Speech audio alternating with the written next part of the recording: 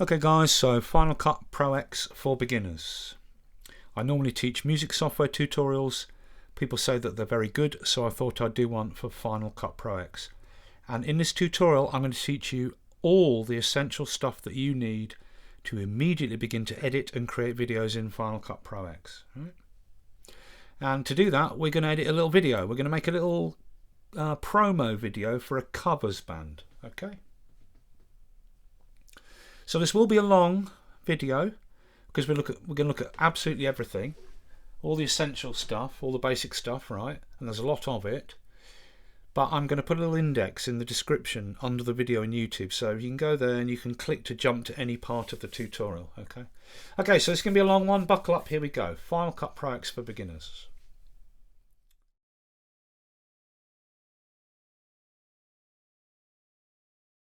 Okay, so here's Final Cut Pro X and it's currently empty. But if we look in the left hand column here, we can see that there is this folder called Untitled. And if we expand it, inside it there's a subfolder with a date. Right? Now this is a library folder and this is an event subfolder. Right? So we have a library open, but the library is empty, so we don't see anything being populated in Final Cut. Right? So let's close this empty library and open one with content. Close library. And now I can open a library, which I do by either clicking this icon here, Open Library, which opens this box where Final Cut Pro shows me all libraries it's detected on the system, and I can choose one from here. Or I do File, Open Library. I can click to open any recent library I was working on from this list, or choose Other, which opens the same box where Final Cut Pro shows me all libraries it's detected on the system. So let me open a library with content. Here we go. Boom. Alright, I've now opened a library with content and Final Cut Pro gets populated. Right, before we get into it, let's explain how this library and event subfolder structure works, because if you don't understand this you're going to get in a world of hurt with all your video footage and edits all jumbled up together. Alright, so let's explain this. I just opened a library. The library is the master folder inside which everything else lives. The icon for a library is this 4 stars. When you create a new library from scratch, a dated event subfolder is automatically created inside it with the current day's date.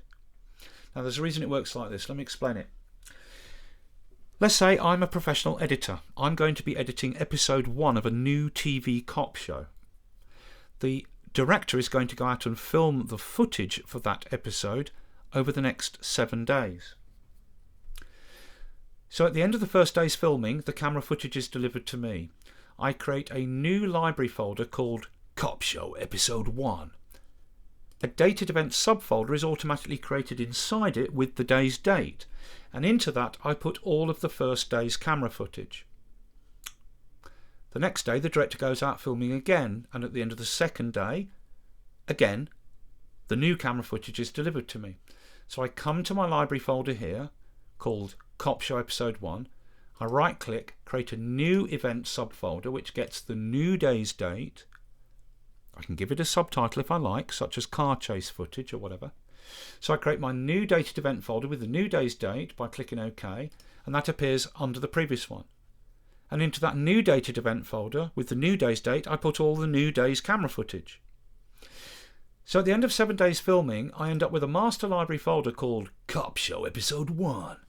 And inside it are 7 dated event folders, each one containing all the camera footage for each of the 7 days filming. And therefore when I sit down with the director to build the edits, the director can easily find the footage in the 7 dated event folders because the director knows on which day which footage was filmed. And the edits that we build for each day's filming live in the event folders with the footage that makes up the edits for each day. Right? But we're hobbyists, so how should we use this system? Well, there's 2 ways. The first way is like this. Let's imagine you go on a fishing trip every month and you film it. So what you can do is you can have a master library folder called All My Fishing Trips 2019. every time you come back from a fishing trip each month, you create a new event folder, and into it you put all the footage for that fishing trip. So at the end of a year's fishing trips, 12 trips, you'll end up with a master library folder called All My Fishing Trips 2019, and inside it will be 12 dated event folders, one for each of the month's fishing trips, and each of those event folders will contain all the footage and the edits for each of the 12 individual fishing trips. Or the other way to do it is you simply have a new library folder for each fishing trip, and inside it will be just the one event folder with all the footage and edits from that one fishing trip. Okay, so that's how that works. All right. Okay, now before we move on, I'm going to make Final Cut full screen by clicking this little green blob here. That way we get full screen estate. The menus for Final Cut are still here, we just have to mouse up there and they appear, and we will use these menus occasionally from time to time as we go through the tutorial. Okay, so let's move on now with full screen.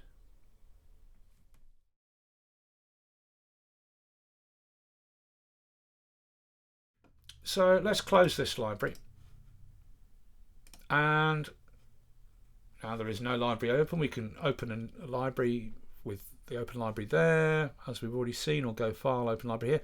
But now we can create a new library. So we go File, New, and because there is no library open and everything else lives inside the library, when we go File, New, we must create a library because it's the master folder. Everything else lives inside it, and as there's nothing open, we must first create a library. So New Library. Okay, I'm going to call this Dingwalls, so that's the venue in London where this was filmed. Final Cut Pro Tutorial ZZ, with a space, ZZ. I'm going to put it on one of my hard drives. Bam. Okay, I've created a new library, and sure enough, a dated event subfolder has been created inside it automatically by default. Okay, so I'm now ready to import my media, my camera footage. Also, it could be music, it could be still images, whatever I want to build my video out of. So, import media. Bam. And this hard drive browser opens. And I can view media on any of my connected hard drives. I've got 3 hard drives on my system here that I can browse. Now, if your camera was attached to the Mac, it would appear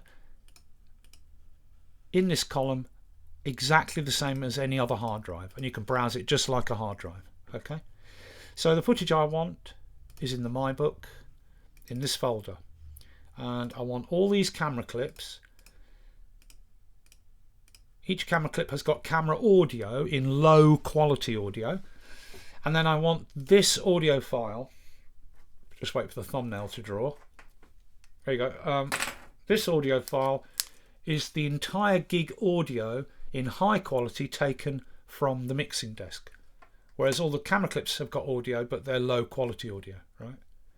Now the beauty of Final Cut is when you're browsing to find the media you want, you can go along the clips here, preview, hit play, check what they are, etc. It's really good. Yeah. Same with the audio, you can go along and check the audio, etc. Okay, so good auditioning. So I want all these camera clips, each one has camera low quality audio, and I want that high quality audio of the whole gig. Okay, so I'm ready to import my media, and by default I'm going to import it into the dated event folder. If there was more than one dated event folder, I could drop this list down and choose from any of the event folders to import this footage into, and I also have the option, if I want to create a new event folder here, which will appear under the previous one, and import the media into that instead. But I'm going to add it into the existing event folder, the default. Now the only other thing you have to worry about is, do you copy this media from its location into the library? Well, the default is copy to library. Obviously, if you're importing footage from a camera and you don't copy it into the library folder on your hard drive, then as soon as the camera's disconnected, the footage is gone and you can never edit. So you should always copy to library, even if the files that you're importing live on another hard drive on your system. And the reason you should really always copy into the library is this. Look, let me show you a library folder. These are all library folders, right? Library folder has that icon, 4 little stars, right? So if I right click on one and show package contents, we can see inside. There's the dated event folder. Inside it, there's an original media folder, and inside that is all the media. Because I chose copy to library when I imported the media. So all of the media has been copied into the library folder. So if you always copy to library when you do an import, every damn thing that you need for the video is always in the library folder. All the clips, all the footage, any pictures, any audio, including temp files and render files and any files that Final Cut has had to create as part of the edit, and the edit itself, or more than one edit. Every damn thing lives in the library folder. And that way, everything's self-contained. You know everything is in the library. So these library folders can be backed up to external devices, they can be backed up to the cloud, they can even be moved to a completely different Mac, and everything you need is in the library folder to continue to edit or build new edits or whatever you want. You can't lose anything. All right? So it's always better to copy to the library.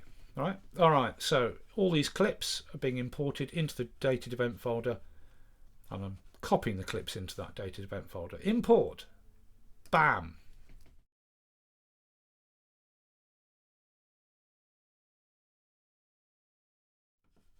And here's all the clips in the browser. This is called the browser, this bit, right?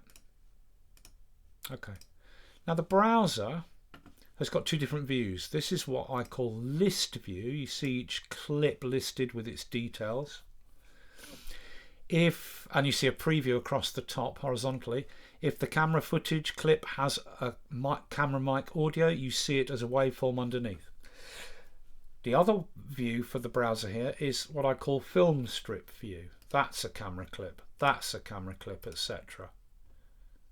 Go down further, that's an audio clip, etc. Right? Now this film strip view, if the camera footage has audio, you don't see the waveform underneath. In list view, when you choose a clip, you see the waveform underneath if camera audio exists. Right? I like working in this view. If you want to make this view wider, you can move this preview window across like that, and the preview will adjust its size to fit as long as this is set to fit, is ticked there, right? And actually, when you're first choosing your clips, you don't need this details or inspector window here. You can close it with that icon there to give you even more width. You've still got a decent sized preview, right? But now we've got a lot more width across this this little strip here, right?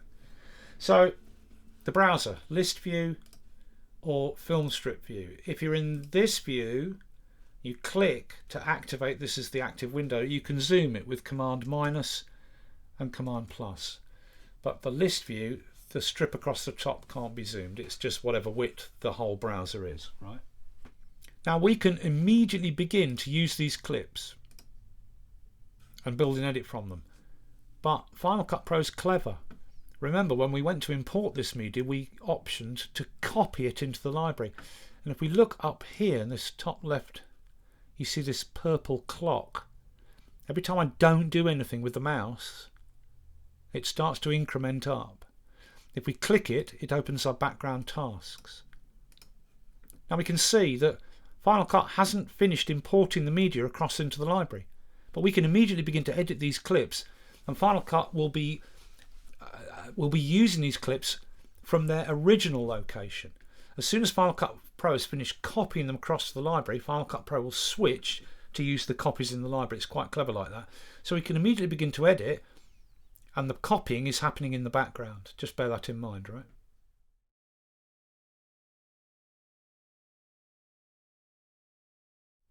Okay, so we're ready to start building an edit.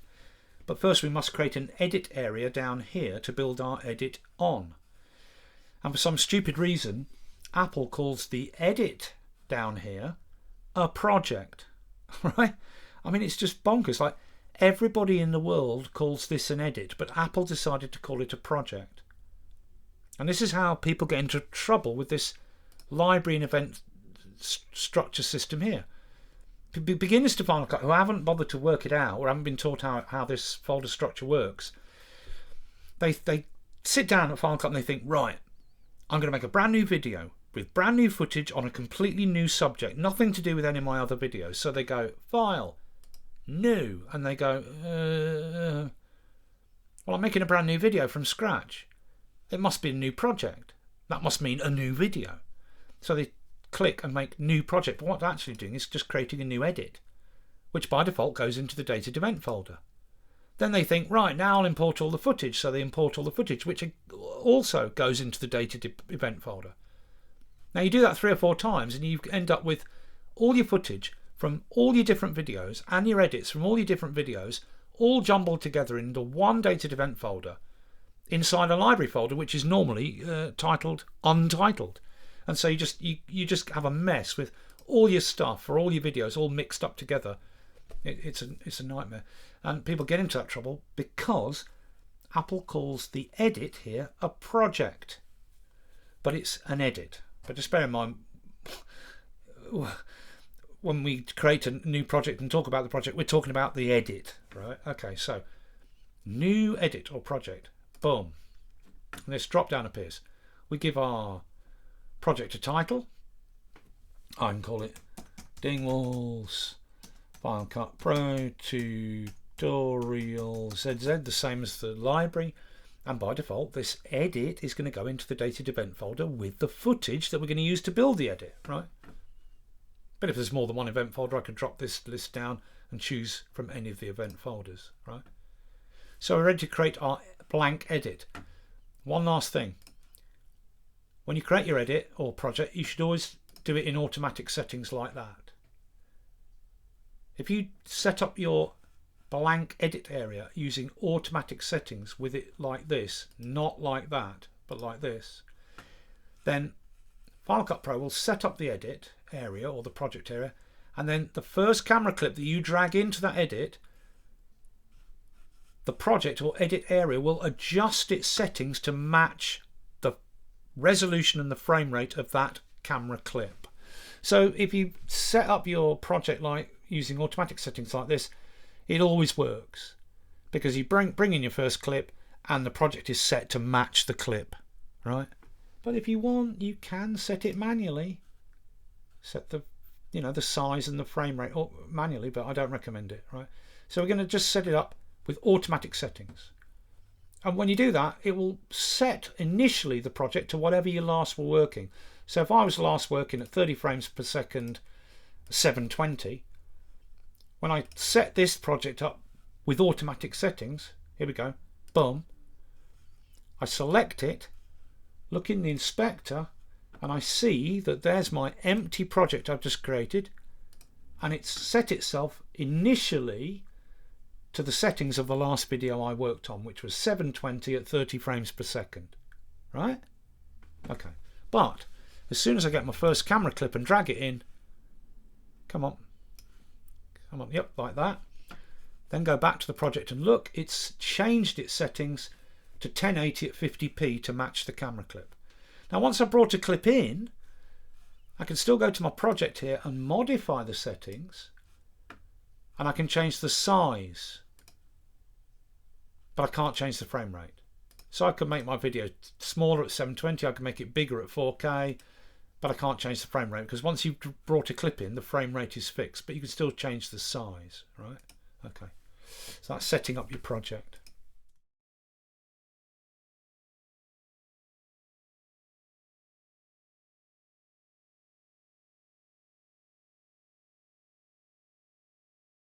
Okay, so we're ready to start populating our edit area to start building our video. Now, some people just want to work really simple. They don't want to do anything fancy. They just get their camera, connect it, bring in the clips from their camera, which is all different things that they filmed that day when they went fishing, or that day when they took the kids to the beach, or that day when they went to Chessington World of Adventures, or that day when they played a gig, or went to a festival, or whatever.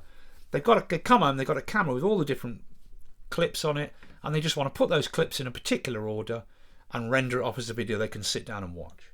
Yeah, of course you can do that. You just get a clip, bring it in, the whole clip, off the camera. This was originally on the camera. It's the entire clip from the very start to the very end. Bam, drop it on the timeline. There's an entire camera clip. All right? Then they go, right, that's the first clip I want to see. I want to follow it with this clip, the entire clip from start to finish, bring it in, boink. There's my next clip. Then they go, right, now I want this clip next, the entire clip from the camera from start to finish, bring it in. And you just put the camera clips in order. And then you just render it off as a video. Yeah, you can do that, easy peasy, right? But that's not how most people work.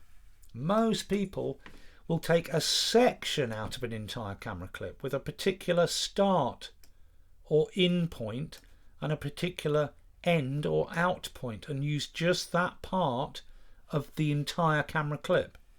Boom, like that. Then they'll take another part of the overall camera clip. Boom. Then they'll go to another completely different camera clip and take just that bit of it. Boom. And then go to another camera clip and take only that section out of the entire camera clip and use it. Boom, like that. That's how most people work. And we'll look at the different ways to select those regions out of an entire clip in a minute.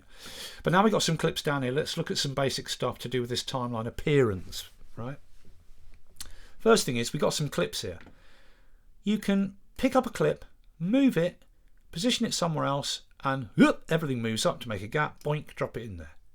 Or I get that bit and think, oh, I want it to come down here and play second to last. Little gap moves open, boink, drop it in there. You can order the clips once they're down here in any order you like. Easy peasy, right? That's the first thing. Second thing is, does your timeline look like this? It might not. Let's look at how that works. The appearance. We want this icon here. Appearance of clips in the timeline. This appears. Now your clips can have this appearance, thumbnails only. If there is camera audio, you just don't see the waveforms for it, but it's still there. Any audio is still there and will still play. Or this view where you see the camera audio if it exists as a waveform.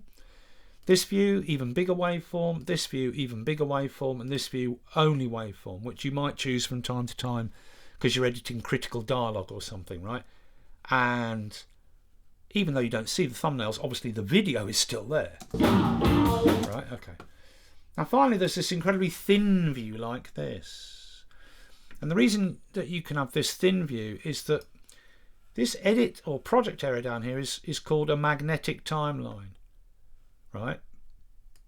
And you can stack things, right?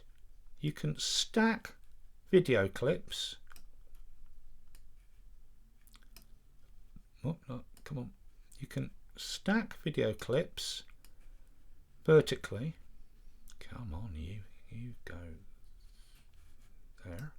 You can stack video clips vertically like that, right? I want you to move up there like that. You can stack video clips like that, and underneath, or they can be still images. So you could have a video and a video inside a video and another video inside it in another box, and then 3 or 4 still images all stacked vertically in whatever position you want them in the viewing area. And then underneath you can have your dialogue soundtrack, and then under that your music soundtrack, and then under that your sound effects. As many layers as you want. And once they are stacked like this, they're glued together magnetically. So if you move this clip, all the others are stuck to it in the exact correct position. And if you move this clip around, the other clips above or below will just move with it, right? So this is this magnetic timeline, and hence there's this view to make it very thin like this, so you can zoom out any time and see your vertical stack, right? Let's move these back. Come on, you get up there. Put those back where they were. Oh, come on. Okay, so that's why you can zoom out to this very thin view to look at your big vertical stack if you're stacking stuff, right? Well, I'm going to go with that view where I see the audio thumbnails, And then the other thing is, this is your vertical zoom. Vertical zoom, right? So I'm going to have it on full vertical zoom. This is your horizontal zoom here, but we don't need to come here to horizontal zoom every time, because you can zoom in this timeline area with Command plus, Command minus. Okay? Right. Other stuff to do with this area. How come I've got a level meter here for my audio? Well, Window, Show in Workspace, Audio Meters. But sadly Apple didn't give us a fader so we could any time quickly lower the level on the monitors. No, they didn't give us that, unfortunately. I wish they would, right? Okay. Well, another thing. This grey playhead is the actual playhead. But every time I move the mouse around, there's this red line following it. That is the video scrubbing or skimming line, and video scrubbing or skimming is switched on with that icon. With it on, wherever I move the mouse, I see a preview in the preview window here of where I am. Same when I'm browsing clips in the browser. Whether I'm in this list view or this film strip view, I get a preview of what I'm mousing over. Anytime, wherever that red line is, wherever I've moved the mouse, I just hit play and it plays from there in the clip area. Or down here, same thing, wherever the red line is, hit play and the playhead will jump across and play from wherever the red line is. Boom. Hit stop and the playhead and the red skimming line or scrubbing line become separate again. Right? So it's really always best to have this video skimming or scrubbing on. Once that is on, you also might find your Final Cut with audio skimming or scrubbing switched on. That's that icon there. Or you can turn it on and off with Shift S. Now, Shift S, it's on. And when audio skimming is on, you get this.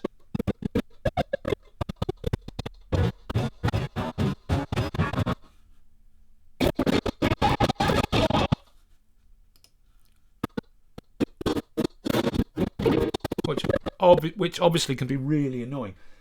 Very occasionally you might want audio skimming on, but it's best to have it off. So Shift S and it's off. No more racket when you're mousing over clips in the browser or in your timeline, right? Okay, now something else. You notice that every time I grab a clip and bring it down here and let go, doink, it sticks to the previous clip. Now that's nothing to do with the snap here. Snap is now off. Still does it. Doink, doink, like that. Doink, right? That's nothing to do with the snap. That's just how it is by default. You bring in a clip, let go, and it sticks to the previous clip. Or if you bring in a clip for the first time, boink, it sticks to the start, right? Snapping is to do with when you want to layer things. If I bring this clip in, I want to put it above the previous clip to stack two videos. It will snap. With snapping on, I can snap the start to any position, like I can snap the start of this clip to the start of the clip below, or snap the end to the end of the clip below, or snap the end to the start of the last clip below, etc. That's what snapping does. It's got nothing to do with that let go and doink, clips stick to other clips.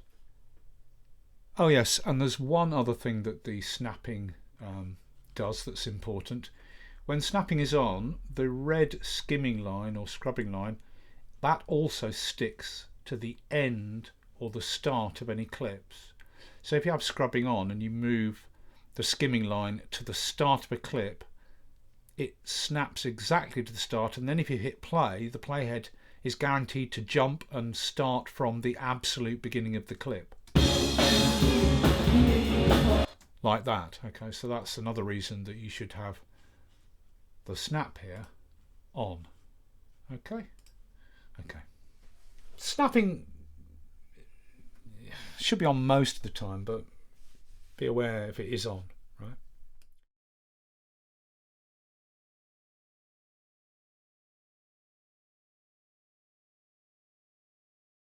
Right, so let's start getting our clips together, and then we can look in more detail about this selecting an in and out point, right?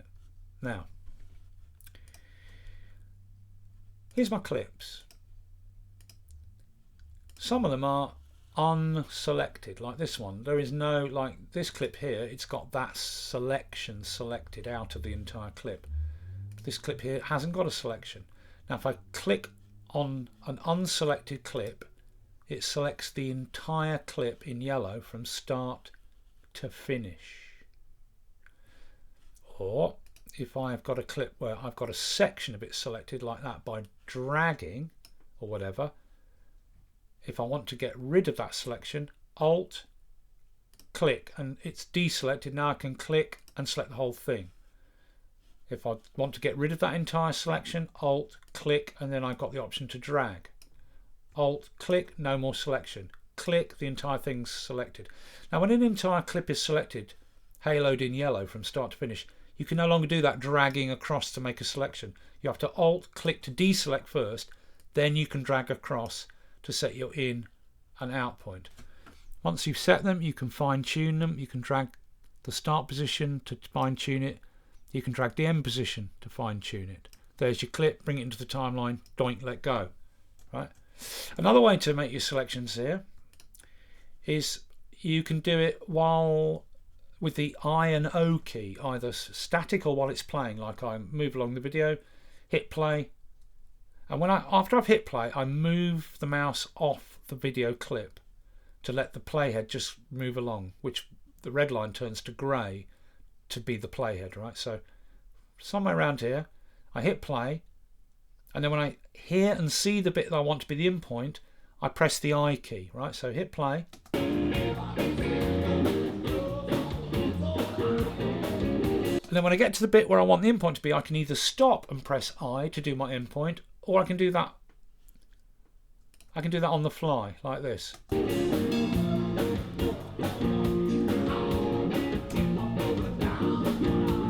While it's still playing. Then the same thing for the out point. Move along to roughly where the end is, check it. There's my out point. Stop and press O to put the out point, or while it's playing, hit O. From this point, roughly it's somewhere around there, I want my out point.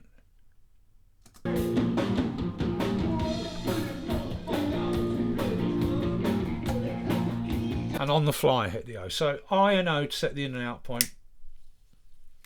That can be done when the playhead's static or when it's moving. And then you've always got the option to fine tune. Change the start point slightly, change the end point slightly, whatever.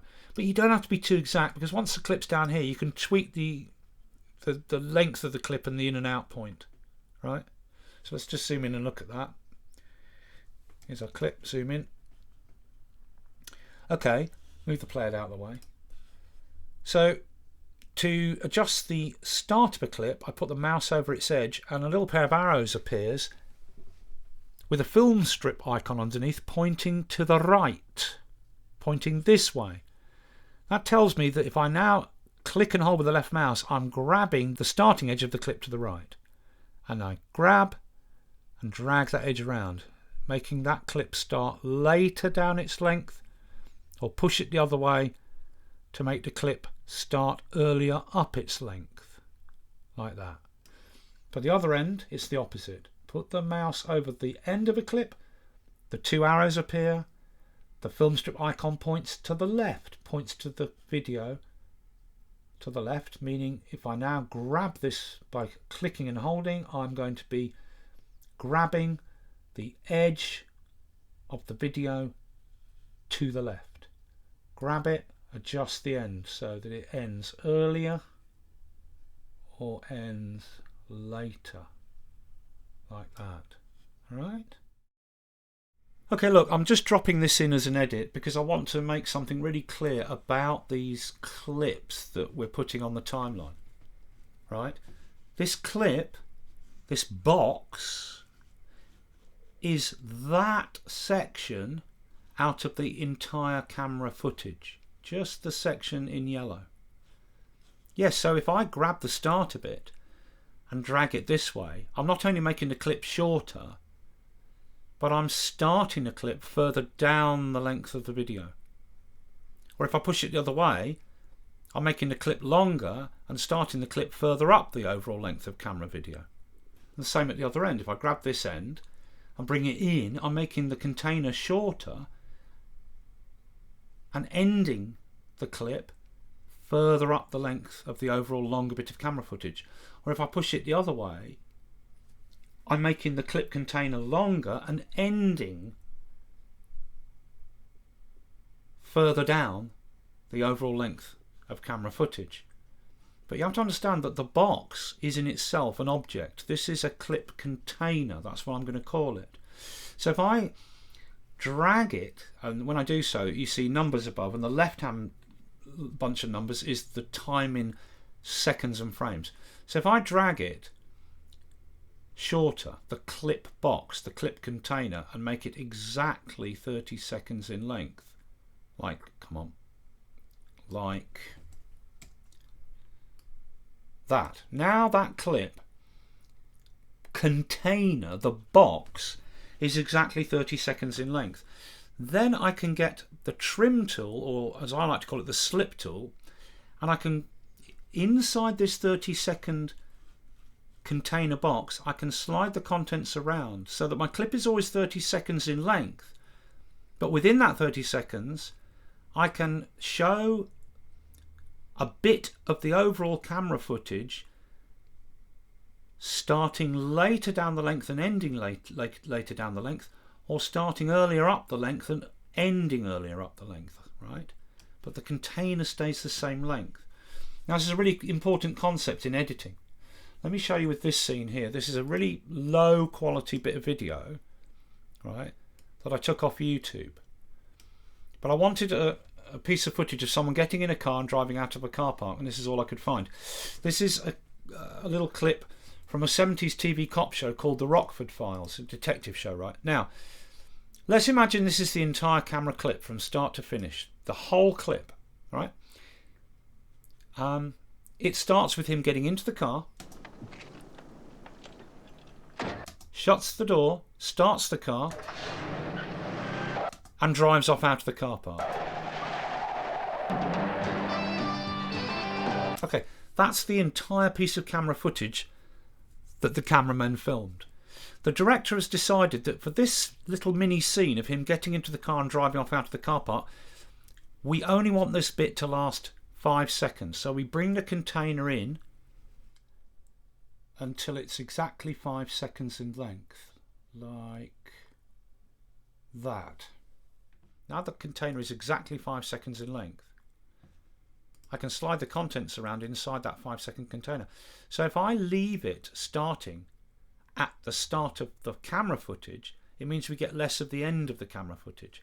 So it'll start with him getting into the car, shutting the door and starting, but because we've shortened the container and we're starting at the very start of the camera footage, within that 5 seconds we only get a tiny bit at the end of the car moving. But if I slide it all that way inside the 5-second container, now we don't see him getting in the car anymore because we're starting the container. The container, the clip inside, the video inside has been slid this way so that we're starting it further down the length of the clip of the overall camera footage after he's got into the car. So now we just see the door shut. He starts the car, but we see much more of him driving off because we've slid it this way, starting later and ending later, or we can start earlier and end earlier. Now if I just slide it a little bit this way, now we get him just ducking into the car, so we still get a little bit of him getting into the car, but because we've started further up the length we're going to get less of him driving off. So I'll move it that way a little bit more. Now we see him sort of just shutting the door.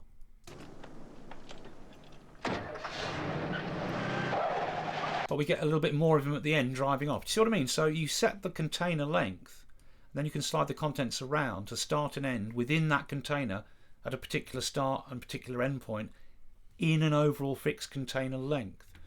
And that's a very important technique in editing. And we're going to use that technique as we get into building this video for this covers band, right? Okay. Just wanted to drop that in to make it absolutely clear how these clip containers, as I call them, work. Right? They're just a box containing some part of an of a longer piece of camera footage. And the box is one thing, and the contents inside is something else that can be moved around to start and end earlier or later within the overall box length. Okay.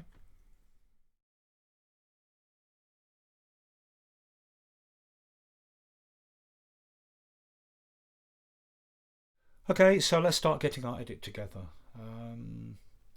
To do this, I want my snap on, because that allows the playhead to snap to the start of clips, so I can always play them exactly from the start.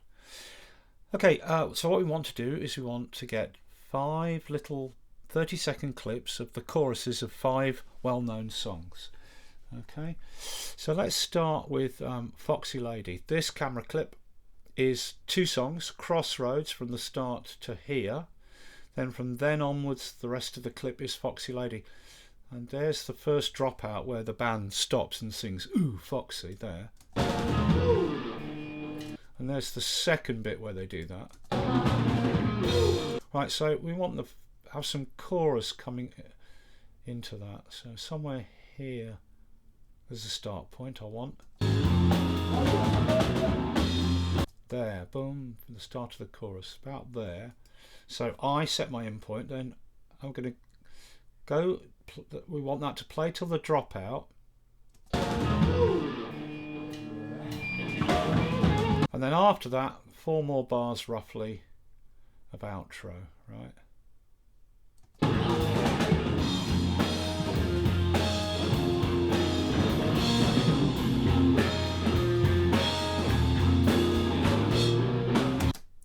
O for out. There's my clip. Bring it in, boink, let go, and it sticks to the start like that. Okay, now let's zoom in.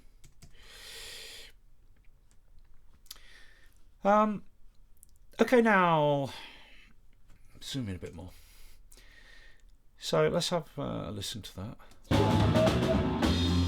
Right, okay, now that bump there, look if I zoom in a bit more, that, see these large bumps in the audio are the downbeats of the music usually, so that bump there is where I want to start.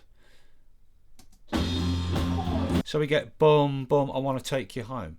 Now what I could do is grab the edge of the clip container and bring it in to the start of that bump, but I don't need to do that. You don't need to adjust the start of the container. Just get that trim tool and slide the contents so that bump is right at the start of the container. Like that. There we go, let's hear that. Come on. There you go, on the money. Right, now zoom out and go to the other end, and we will trim the other end. Bring it in to end at the right place. So that's the break there. Out of the break I want 4 bars.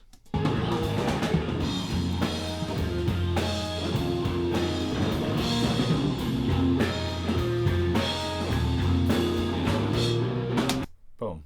Roughly there is going to be the ending. That's the next downbeat, that bump. So we're going to trim this edge back just before that bump, so that the next song, let's move the playhead because it's trying to snap to the playhead, just before that bump. So the next song, the downbeat should you know, sort of move from one into the next song without there being a glitch, right? But we can retrim that when we bring the next clip in. Okay, there's our first clip. Select it, look at its time, it's 27 seconds and 15 frames. Fine, that's good, right?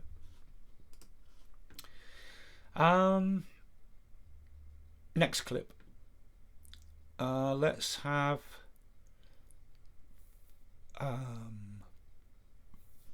My Mama Said. This camera clip is all that song, right? So let's see.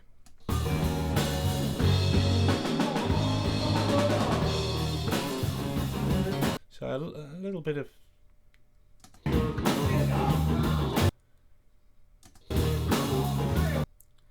so we want the verse leading into the chorus.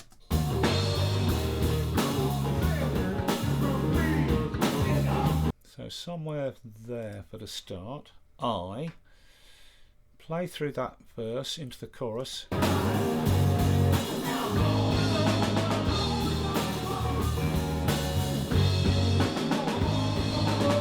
And now say 4 bars of outro.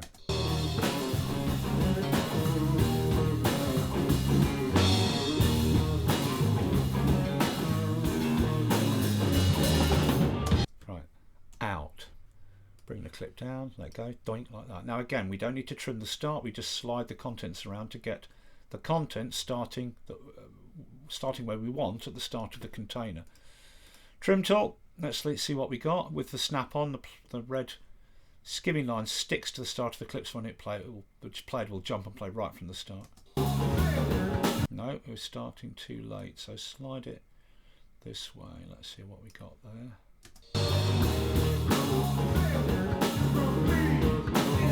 That's too late now. Right, so we get the 2 beats, boom, boom. My mama said. Okay, that's coming in on the money, on that beat. Right, let's check if it transitions out of this clip into this clip musically. Here we go.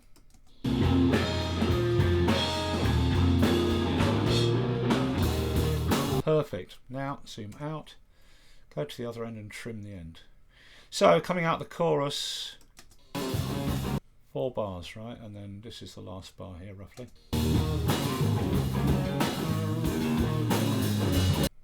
That needs to come out a bit.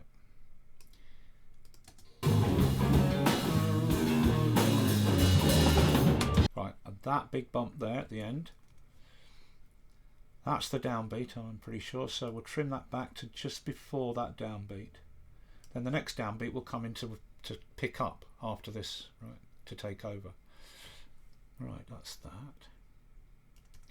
Okay, next clip. That's 2 clips. First one is 27 seconds and 15 frames, and this one is 28 seconds and 42 frames. I'll explain the frames thing when I've got all the clips arranged. So that's the first 2 clips. Next one, let's have Tutti Frutti. There's 3 songs on this camera clip. This is Great Balls of Fire, then from here to there, that's Tutti Frutti, then that is Supersonic by Oasis. So this is Tutti Frutti. Let's have a listen.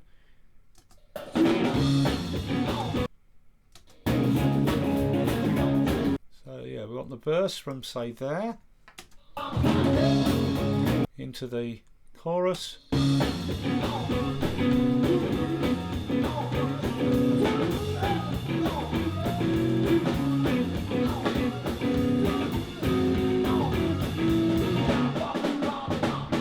End on the bomb. Out. O for out.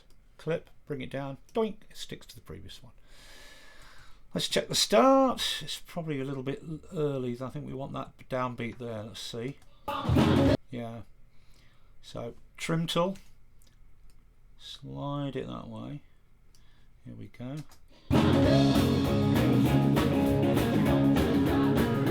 Got to go there. So let's check the transition from one clip into the other. No. So now we've got to trim this clip. It needs to end earlier. Let's move the player out of the way. So I grab the edge of this clip. The little film strip is pointing to the left, meaning I'm grabbing the edge of the clip to the left, and I bring it in. The clip to the right keeps its start point and just stays glued to it, following it around. So let's try it there.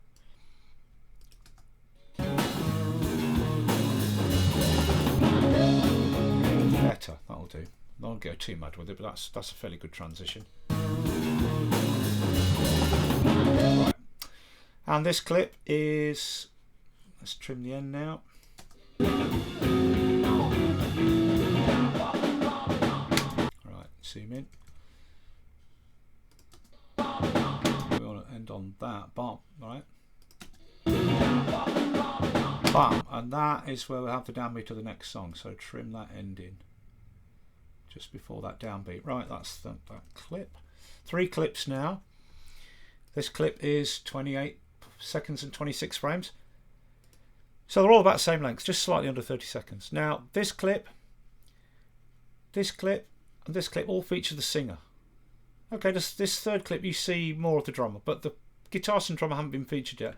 So it's always good to make sure all the band members are featured so they don't end up fighting.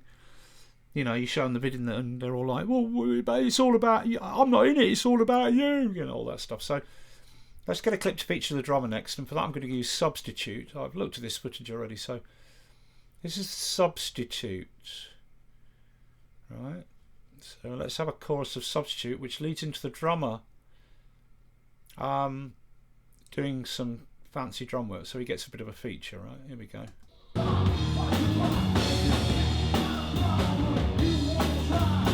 bit further on. In point. Right, that's coming in at Substitute. And then out of the chorus.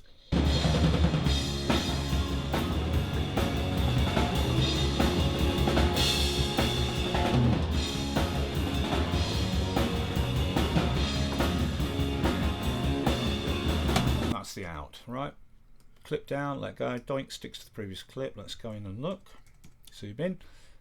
That's on the money. If I get the trim tool, I could slide it slightly further back like that. Let's hear that. It's a bit cluck. There's a bit of a gluck there, right? So let's back it up that way. Better, right? Let's see the transition. Here we go.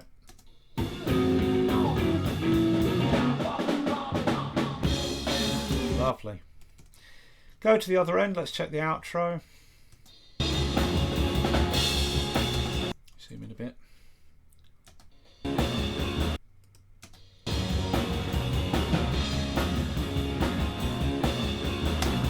well, we'll leave that to be trimmed something like that when the next clip comes in. Right, that's the drummer featured in this clip, and the clip is 28 seconds and 42 frames, so we're still under.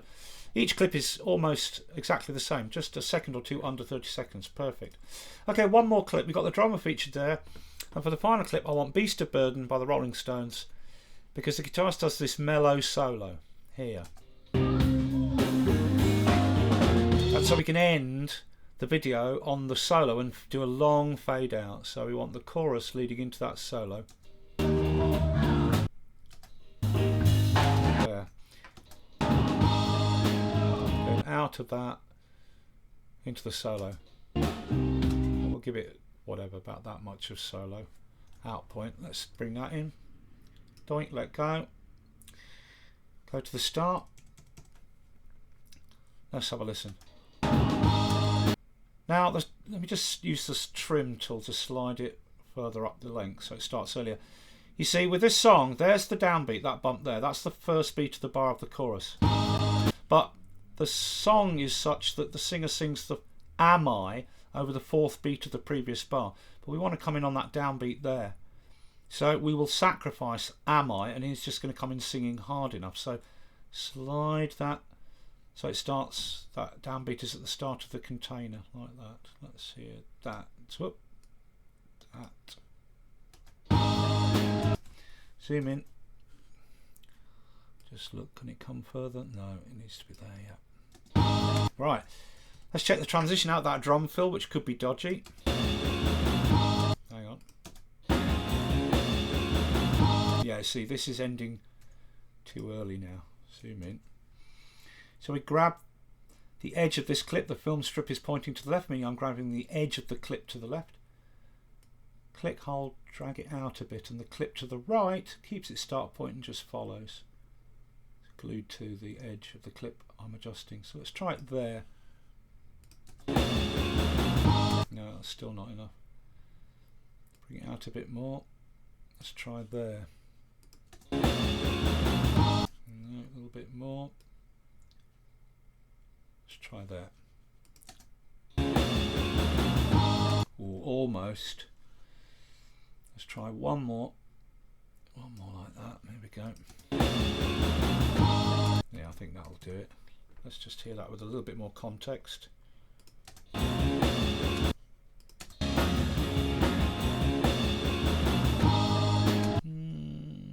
could maybe come back a smidge more.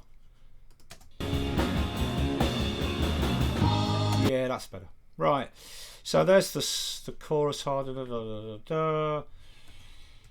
and then here the solo starts somewhere.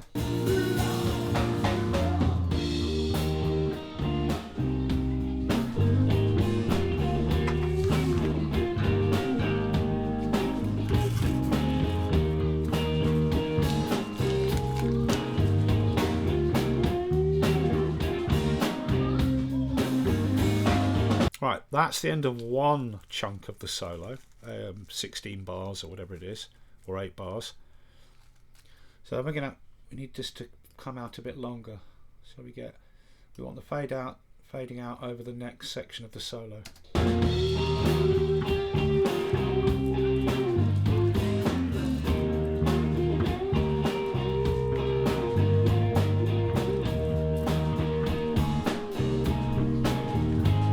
Bit longer.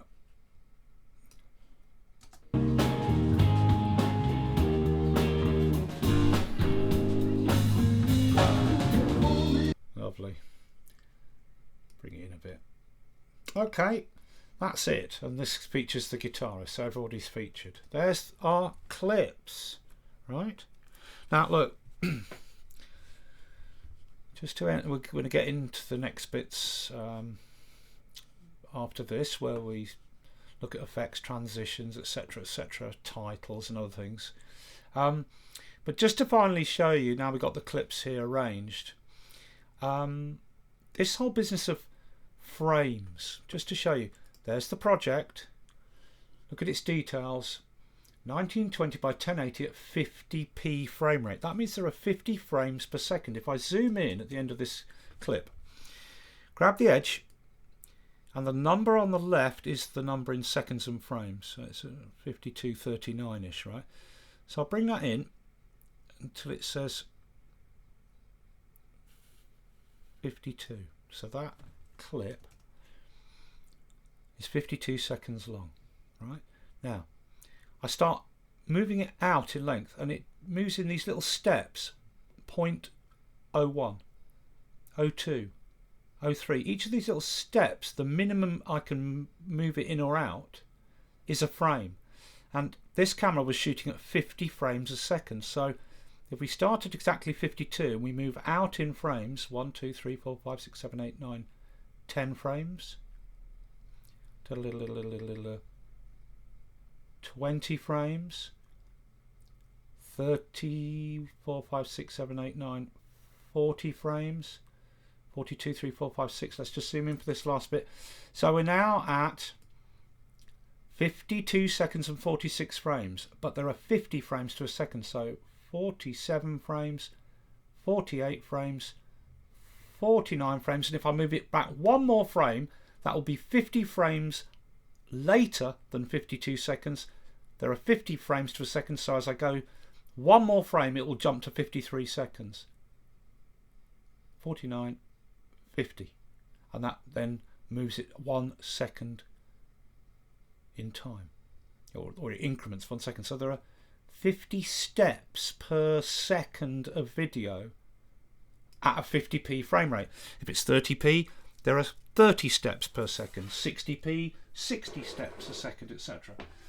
And that's the reason why gamers prefer to game at the highest frame rate they can, because there are more steps per second, meaning things are more accurate, right? The higher the frame rate, the more steps there are per second, but that's just basically how that works, all right? Just so you know. Okay, so there's our clips in order, and we've got the snap on still. So if I bring the play and snap it exactly to the end of the last clip, and we look at the time here on the clock under the preview, the entire length of our video from the very start to this end is 2 minutes 46 seconds and 16 frames, and that's just about the right length. About 2 minutes and 3/4 is what we want. I can always trim the end off when we come to the bit where we decide when to do, where the fade out ends, right? Okay, that is our clips in order, and all selected. I've shown you all the stuff to do with that. Let's move on.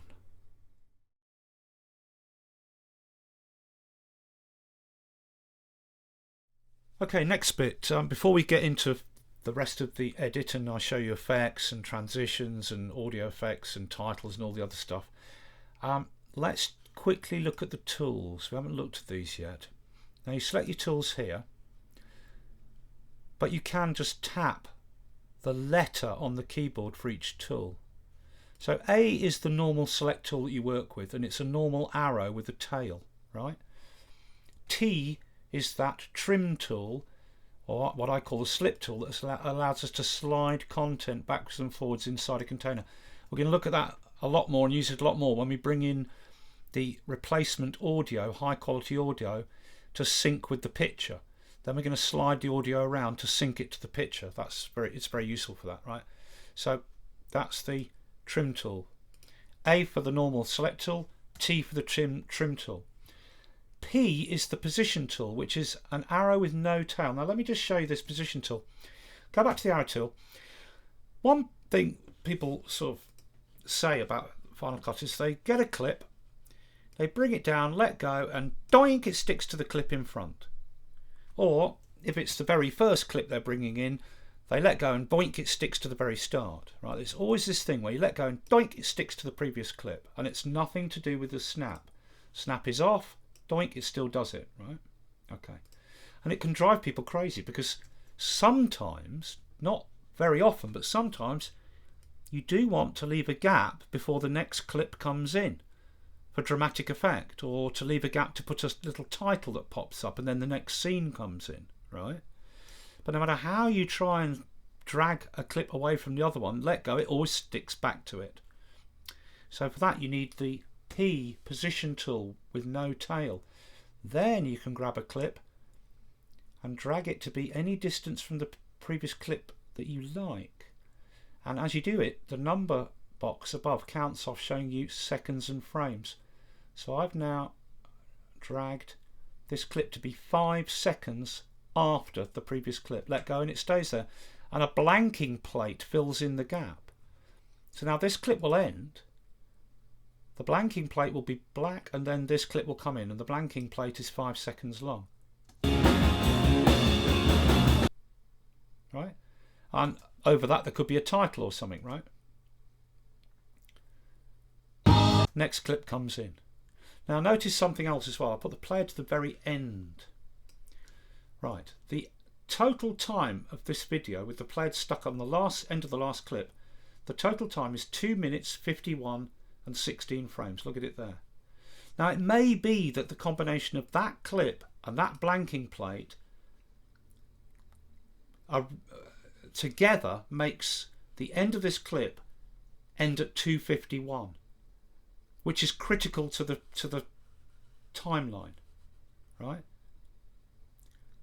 So if I decide that I want this clip to be nearer to the previous one, I get it with the position tool, and as I start moving it in nearer to the clip on the left, the blanking plate that I'm taking away from the start is getting added to the back of the clip. Okay. Yeah. Boom, let go. Now all the grey, all the empty space that I took away from the front has been transferred to the back. So the combination of the clip and the blank still equals the end time of 2:51. Now you see it does that because you may need the combination of the blank and the clip to equal a certain distance. So if you take away from the front, it adds to the end. If I decide to move it back, it takes away from the back blank and adds to the front blank. So the combination of the blank and the clip always equals the same time. Okay, so to get rid of, select backspace, select backspace, like that. That's what the position tool does, right? Other tools, the range selection. Well, when you've got clips down here, like if you've got clips up here, we know we can drag across to make a selection. But we can't do that with the regular arrow tool, the regular select tool in clips on the timeline. You can't do that, right? You have to use the range selection tool. Then you can drag across a range of a clip, and you use this range selector to isolate a section of a clip to do different things to it, such as adding timing effects or other stuff. Or I could cut this bit out or whatever, right? Okay, so that's the range selection tool. Back to the normal tool with A. Then we've got the blade tool, simple. It's a razor blade. You can get it by just tapping B for blade. Cut, cut. It just cuts, right? Command Z to undo, undo, undo. Then finally we've got the last two tools, the zoom and the hand. Right? Z for zoom, which, believe it or not, drag, let go, zooms in. It's Alt and click, click, click, click, click, click to zoom out, right? And then finally the hand tool with H allows you to grab the background, and when you zoomed in, this is useful, drag up and down a whole section really quickly to move around. But you can swipe over the top of the magic mouse to do that anyway. Okay, that's the hand tool. A, back to the normal select arrow tool. Okay, there's your tools. But you'll see them, well, not the blade tool, the hand tool or the zoom tool, but you'll see me use the position tool, the range selection tool, and the trim tool further as we get into the edit and I show you more stuff. Okay, alrighty, so that's the tools. Let's move on now.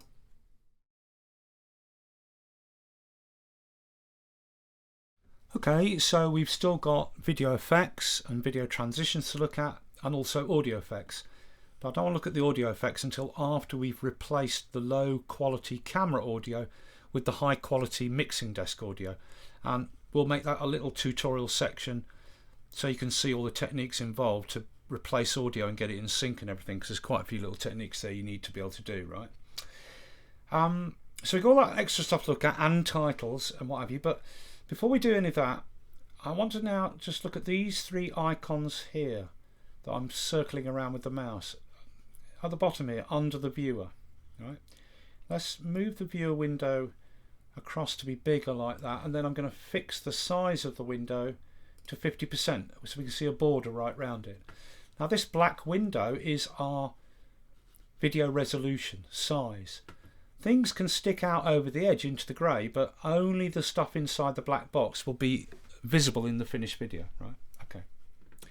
Now let's look at these three things here. We've got select a clip, put the plate over it. We've got timing effects, the magic wand, and transform, crop and distort. Let's start with the timing effects. Play it out the way. Right, there's the clip. It's simple. This way to use it is there's a clip, select it, timing effects, slow it down to half speed. It becomes twice as long because it's half the speed. Right, or let's Command Z to undo that, or speed it up twice as fast. Now it gets half the length because it's twice as fast. Okay, simple stuff. There are 3 slowing down presets and 4 speeding up presets. But once we've done it once, we see the retime editor bar across the top of the clip. We can grab the corner and make it faster or slower, any amount we want by just dragging. When it's at normal speed it goes green. When it's faster it's purple. When it's slower it's orange. Okay, and any time you can go here, drop the list down and do normal, and it puts it back to normal.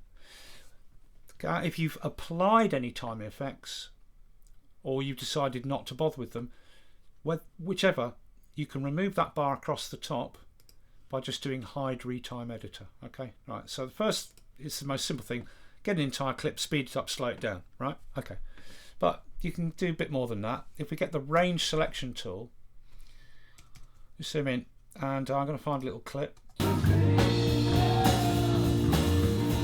From there, when he sings Little Sister, let's hear it. A little bit earlier, come on. Zoom in a bit more. A little bit earlier. Let's hear that. And then out on that downbeat there. So I've isolated a little section of the video with the range selection tool. Right, like that. Now I can do the same effect to just this little selection. Slow it down, whatever amount I want. Now that little section is 50% of its normal speed. So it comes in playing normal.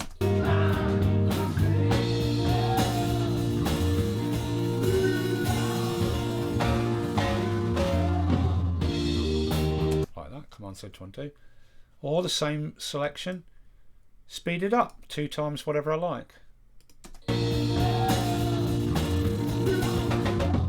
Whatever, right? So you can do all that. Now, other stuff. We've got the hold, right? which is where it just freezes the video.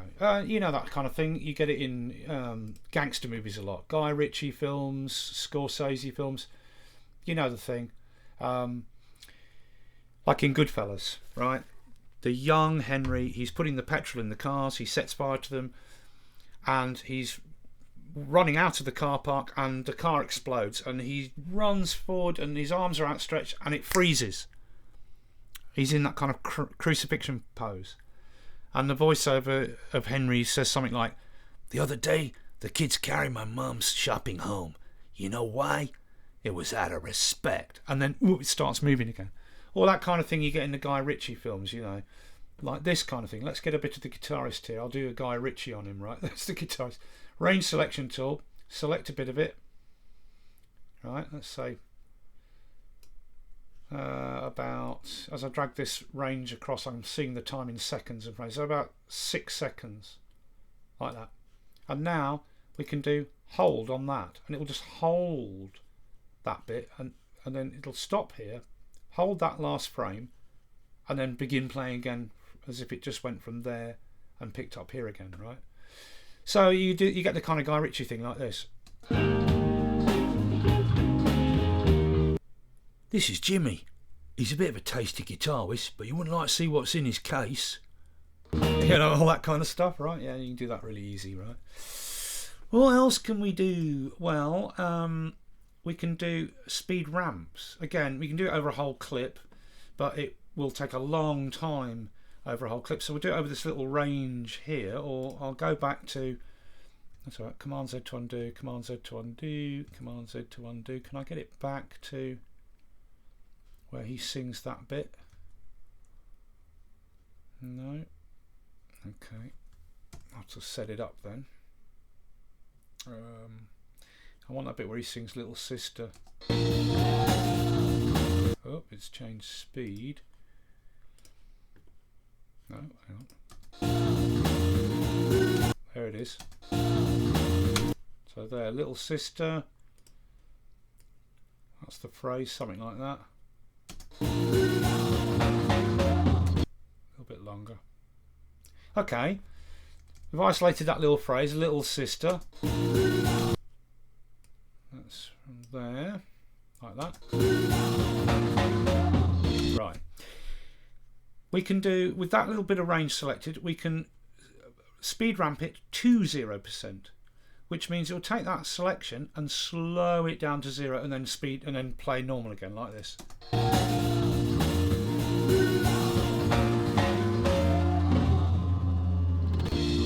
that.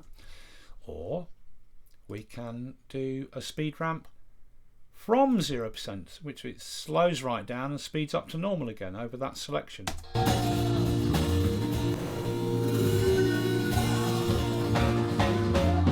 Right. I'm doing this over a little selection, but you can do it over an entire clip. All right. Just select the clip and do the same thing. So yeah, you got speeding up and slowing down, and instant replay again. Great for your sports videos, whatever. So there's the area, him saying that phrase, Little Sister. I'm going to do an instant replay of it, right? Instant replay at normal speed. So what it does is it plays that phrase that I had, that section I had selected, and then plays it again. But as it does so, a little title comes across saying instant replay, like this. Here we go.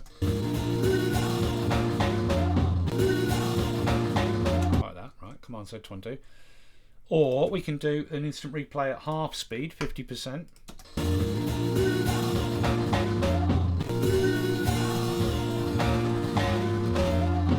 And that's the one you go for in your football videos. You know, you get the range selection tool, drag it across and tweak it so you're covering the bit where you score the goal, and then you do instant replay at 50%, and just after you score the goal, it replays it again in slow-mo.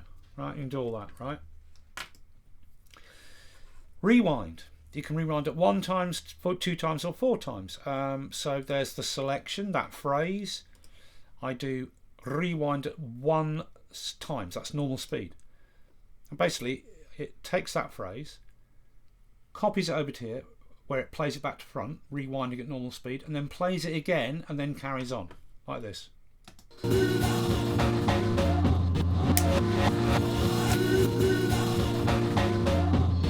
Right, or Command Z to undo. We can rewind at double speed. Here we go.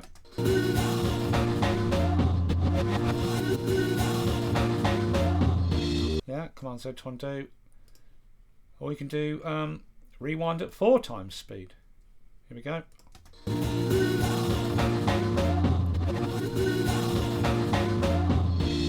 Etc. Command Z to undo, right? Okay, so you know, that's all your basic stuff, right? Timing effects, really good.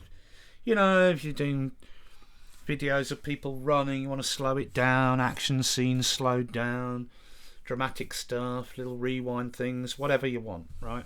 And the whole thing is really good for dramatic effect and doing those little voiceover bits and what have you, right? Okay, so that's all the speed stuff. I don't want to go any deeper with that. Zoom out. And I'm going to remove the retime editor. Oh, not there, here. Hide retime editor. Okay. All right. So that's those timing effects.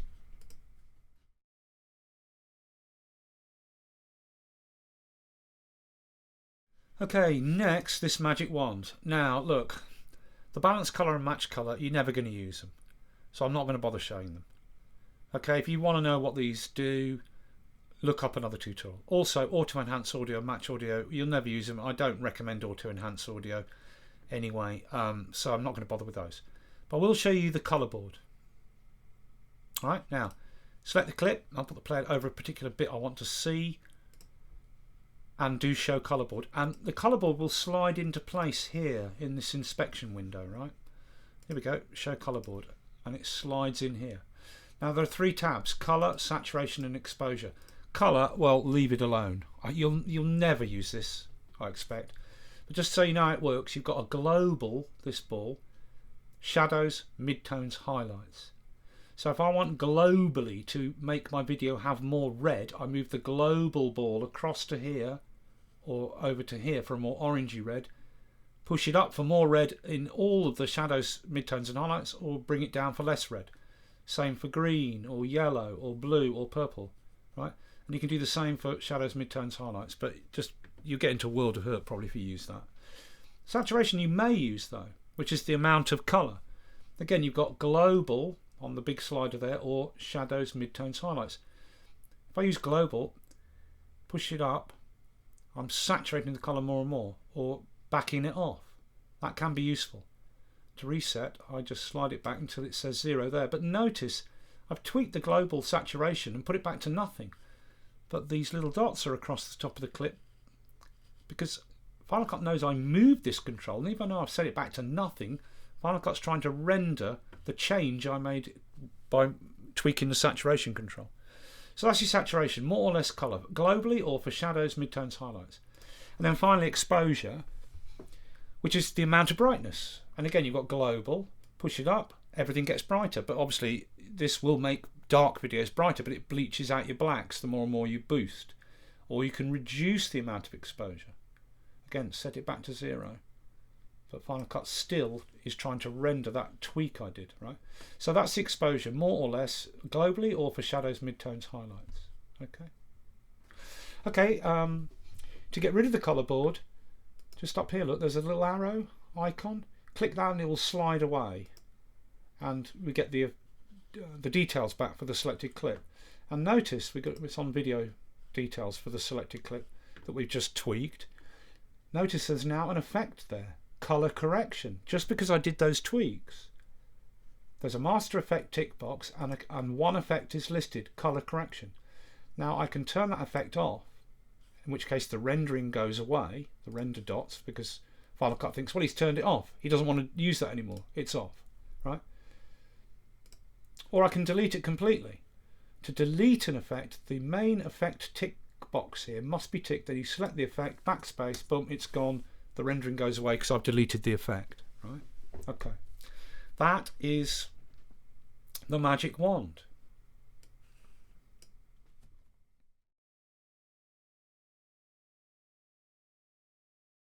Okay, and then finally let's look at these three: transform, crop and distort. And these can be incredibly useful, transform and crop. I don't find distort useful. There's a clip. I'll put the plate over there so I see that bit of it. Distort, and this appears around it. Now, before I start doing anything, notice I've got the clip selected, here's the video details, and you see transform, crop and distort listed, and they're all ticked. Okay. Distort is purple because I've selected it and it's active. Now distort is skew. You grab any of these nodes and you can skew the video. Right? Whatever you like. Right? I just don't find it useful at all. But the biggest problem with it is it's nearly impossible to get it back. Those yellow snap lines make you think you've got it back, but then turn it off here and you see it shift. It hasn't set itself back to what it should be. It's nigh on impossible to get that to happen. Look, still it's slightly distorted. So if you use the distort and it doesn't work, just turn it off here. Right, that's that, and the rendering that it's trying to do goes away, and whatever you did goes away, because I've never been able to reset it properly with those yellow lines. The snap lines simply don't seem to work. Right? Okay, skew, that is, distort, it's not very useful. But crop and transform are incredibly useful. Crop. There are three choices: trim, crop and Ken Burns. Now Ken Burns is a special thing for use with still images. Let me show you that. I'm going to get a still image and bring it in. Still image, there it is. And in fact, I'll get the position tool, just move it away from that video clip. Right, there is a still image. Right. Select it, crop. Go to Ken Burns, and we see two boxes, a red and a green box. The green is the starting position and the red is the ending position. Okay, so I can get the green box, my starting position, move it down here, bring it in like that, really small, so it's just over froze, F-R-O-Z, like that. That will be my starting zoom amount. This green box will fill the whole screen. And the red is the ending, where it ends. So it's going to start here, pan up and zoom out to show this. Like, here we go, hit the play button there.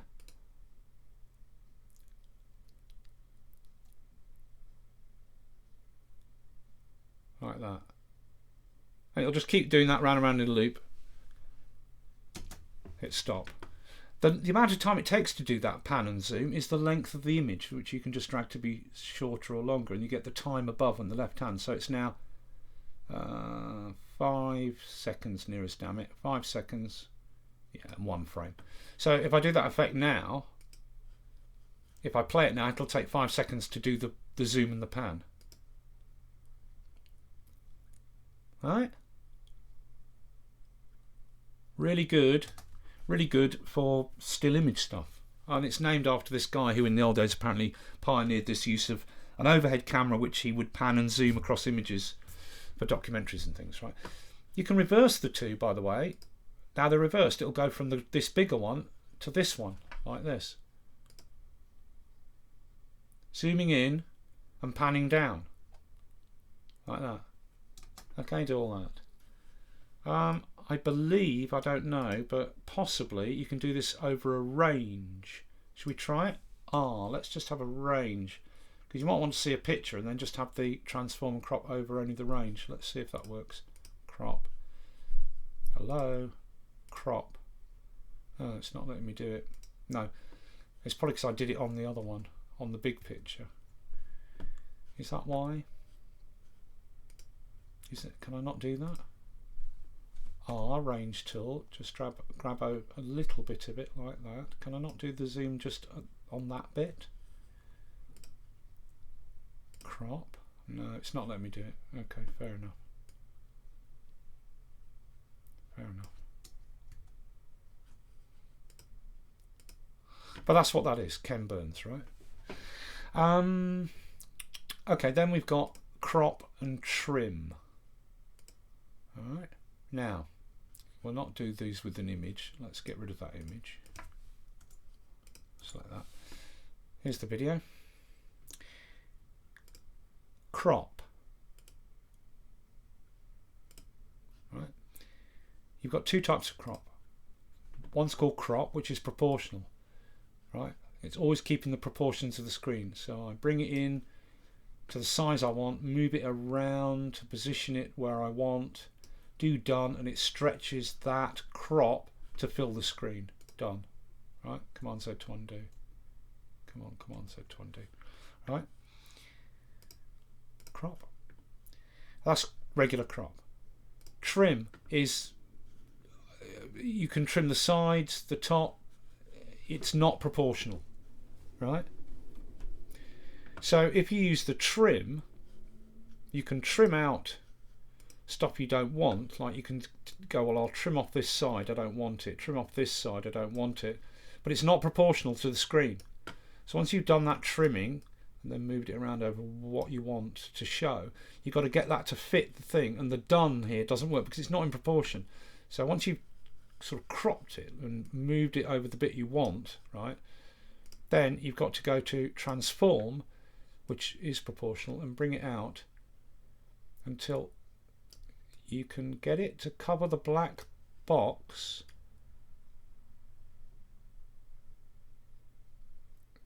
properly, so that when you turn it off from being visually seen, what's left is what's visible in the preview, in the video box. That is what we're going to see in our finished video, right?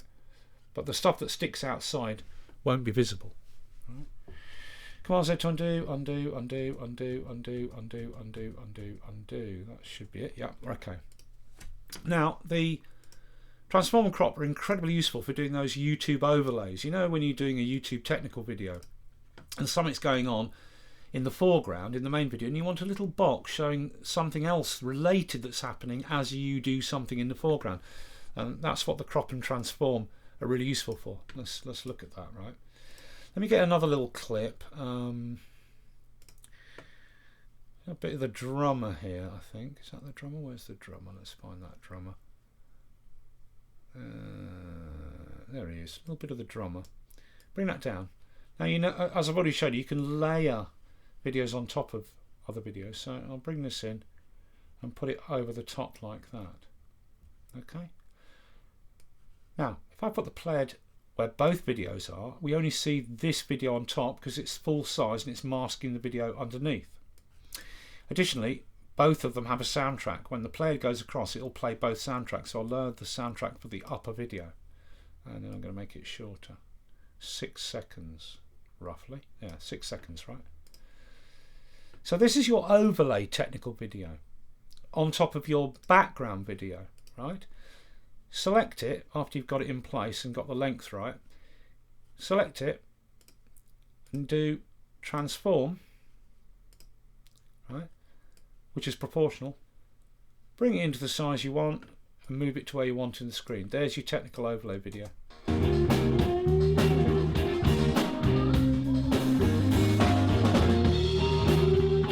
Right, but the thing about these technical overlay videos is they're very small, usually in a corner somewhere. So you don't want to waste precious screen size around the edges on stuff that isn't useful. You want to get this as big as what you're featuring here to be as big as possible in the small box. So the best way, Command Z to undo, is first crop it. Alright, and it's best to use the trim, because this box doesn't have to be the size of the video. It doesn't have to have the right proportions. So I can trim in on either edge to get rid of wasted stuff I don't need on the sides. Bring in the top, and now it's really featuring the drummer more. Now I've got rid of the rubbish around the edges. I go to transform, make it the size I want, put it in the corner, and hey presto, I've got the same size box, but there's much more detail because I've trimmed out the edge stuff that wasn't needed. And there's your little technical overlay.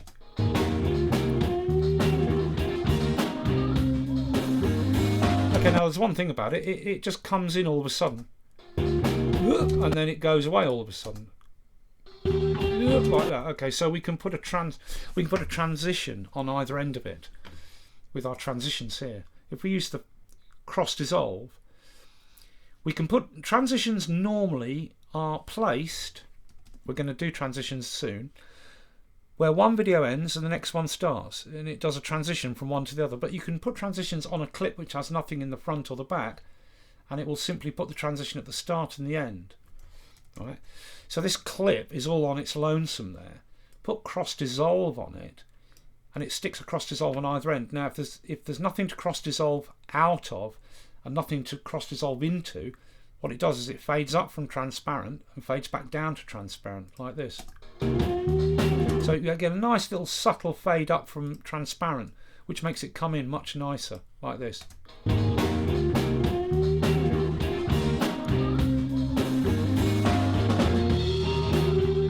Fades away nicely. You can adjust the length of that fade out and fade in by just making it shorter like that if you want, or longer, whatever. Right, like that. So now it's going to fade up quicker and fade out quicker. Here we go.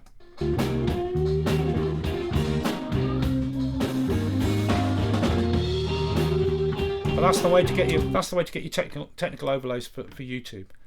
Bring your little overlay clip on top.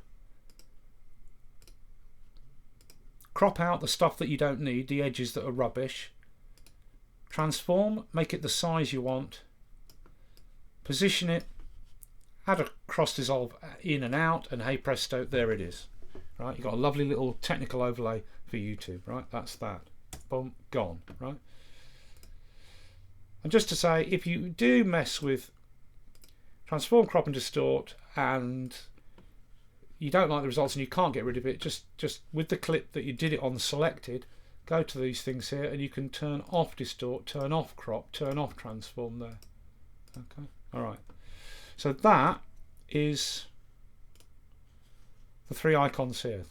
Timing effects, the magic one will show in the colour board, and transform, crop and distort. Okay. So now we can move on.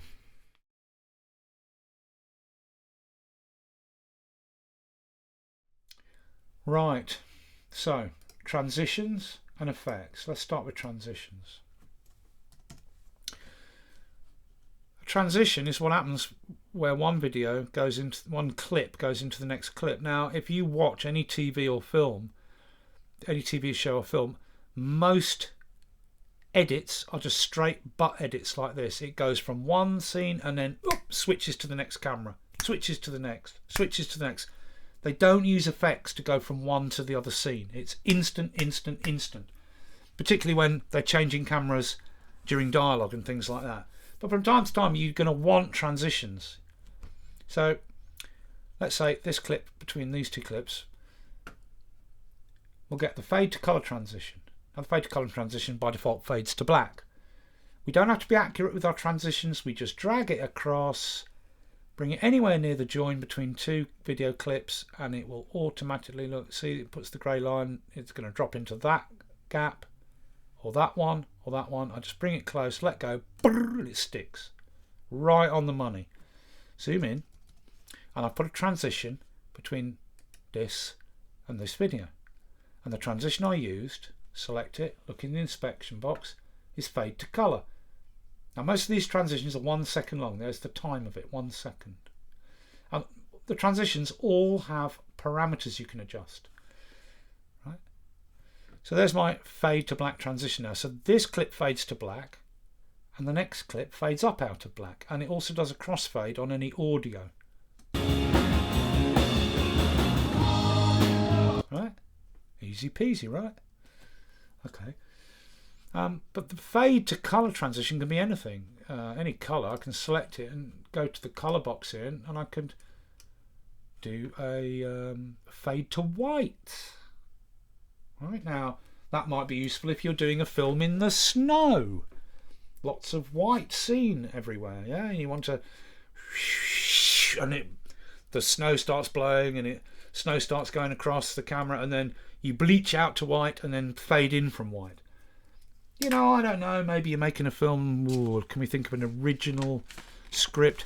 A bunch of guys are working in an Alaskan oil station. They get a flight home, the plane crashes, and then they're pursued and eaten one by one by a pack of ravenous wolves, and it might have a tall Irish bloke in it. That kind of thing, right?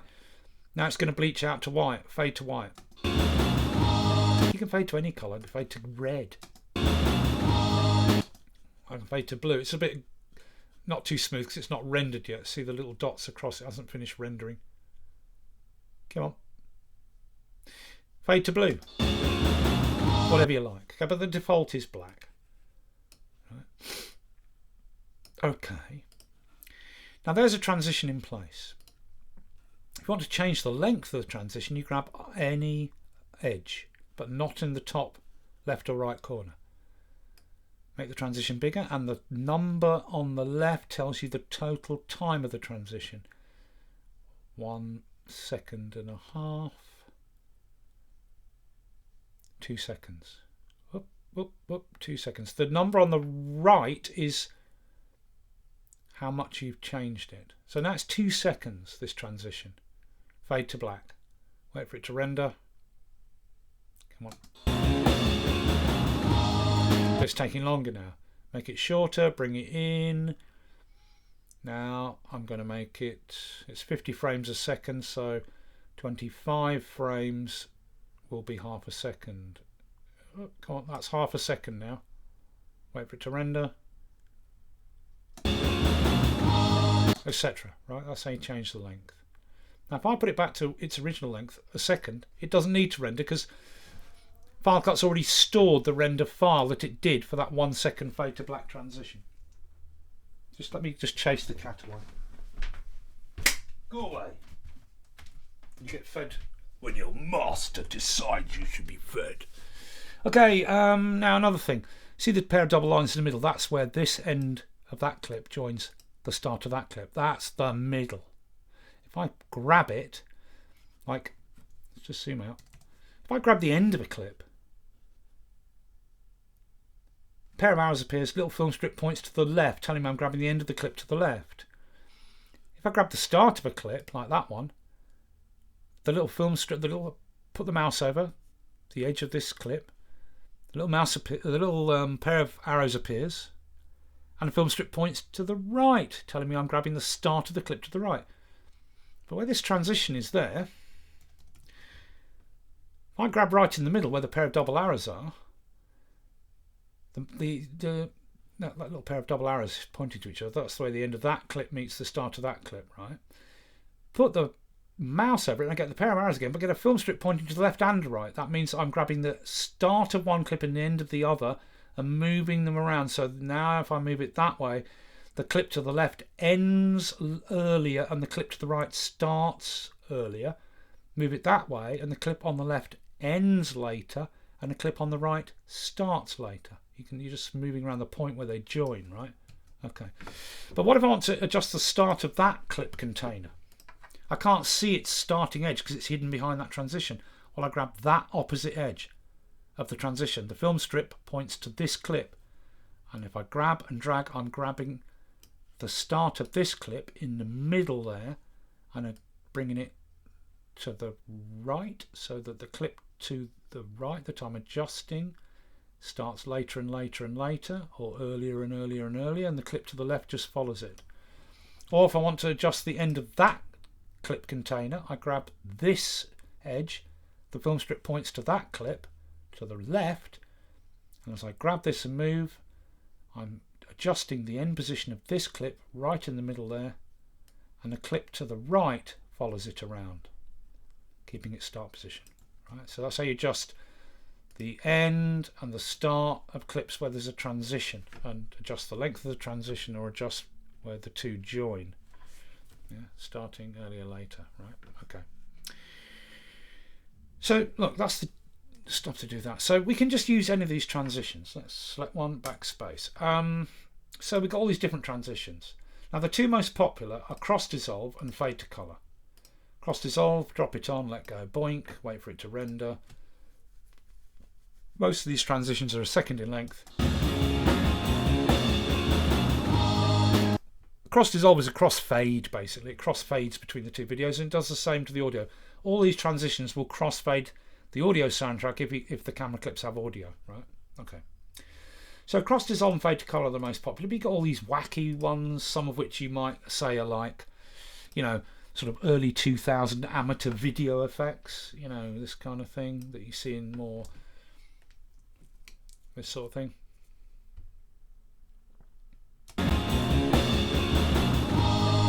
You know, all that wacky effects.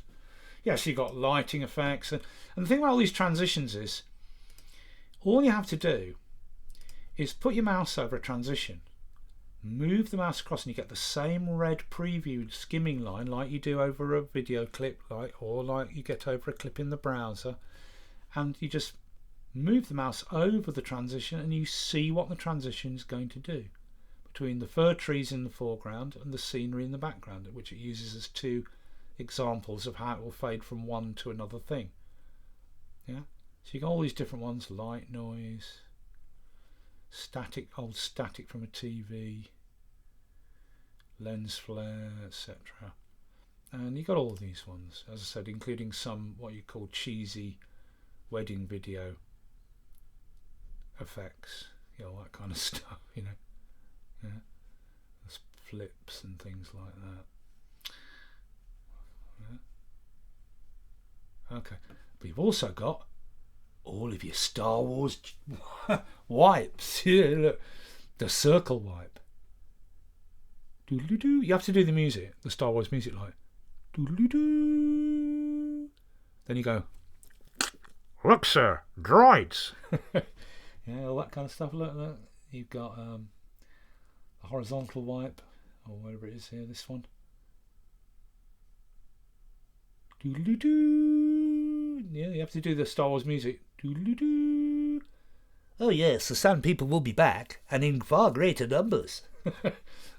All that kind of stuff, man. Doodly-doo. It worked for George Lucas in the 70s, but they're all there, you know. And then these kind of like old school TV news type wipes, or whatever you want to call them, transitions, you know, blah blah blah. Okay, some of them are cheesy, but you can buy third-party transition packs. You install them on your Mac and you get access to some latest cutting-edge transitions, and they're actually not very expensive. Really, trust me, check it out. Just install them and they'll appear here to be used, right? Okay. So another thing about transitions is you have a default transition. Look here, edit, add cross dissolve. Command T for transition is to add the default transition, and the default transition is currently cross dissolve. So if I go here and choose fade to color transition, right click and make default, that's now my default transition. Edit, add fade to color, right? So put back cross dissolve as the default, that's now my default. Edit, add cross dissolve with command T, right? Okay, so I can put these transitions on. I'm going to use the cross dissolve to do a transition between that clip and that clip, that clip and that clip, that clip and that and that and that, but not at the start and the end. Now I can just get the cross dissolve, drag it, drop it onto that gap, drag another one, drop it to that gap, drag another and drop it there, drag another and drop it there, and it will put a transition in there, there, there and there, but I'll have to do it 1, 2, 3, 4 times. Another way I can do it is I can just grab the 3 or as many as I have inner clips, but not the end and the starting clip, and then do edit, add transition, the default transition across dissolve, and it will put it between the 3 selected clips and the clips that they join onto on the outside, but it won't put it at the end of this clip or the start of that clip, because you can put transitions at the end of a clip which doesn't lead into something else, and you can put a transition at the start of a clip which doesn't come in from anything else. If I wanted to fade this clip up from black, I put a fade to color at the start, and it would it's not going to fade from a previous video to black and up into black. It's just going to fade this video up from black at whatever length I drag it out to be. Okay, that is now, how long is that? That's a 3-second fade up from black. Wait for it to render.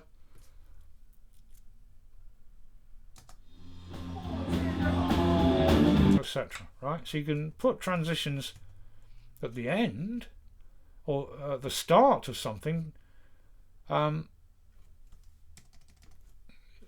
which isn't coming from a previous clip, and you can put a transition at the end, so where the end of a clip doesn't lead into another one.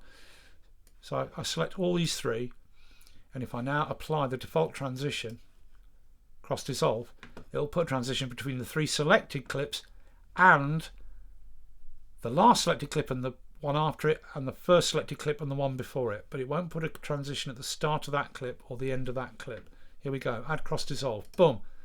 Let's put a cross dissolve between all the clips. Let me just wait for the little dots to render.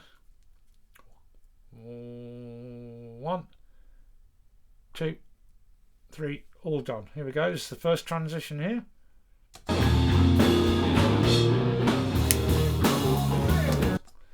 Second transition.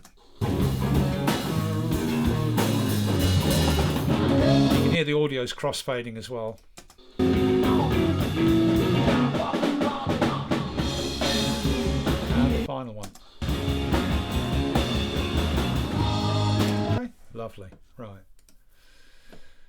While we're on transition, let me just show you something. Remember before I said that if you get let's get rid of that last transition. If you get a clip, bring it out, it always doink sticks to the previous clip. But to actually make a gap, you use the position tool. Let's zoom in on that.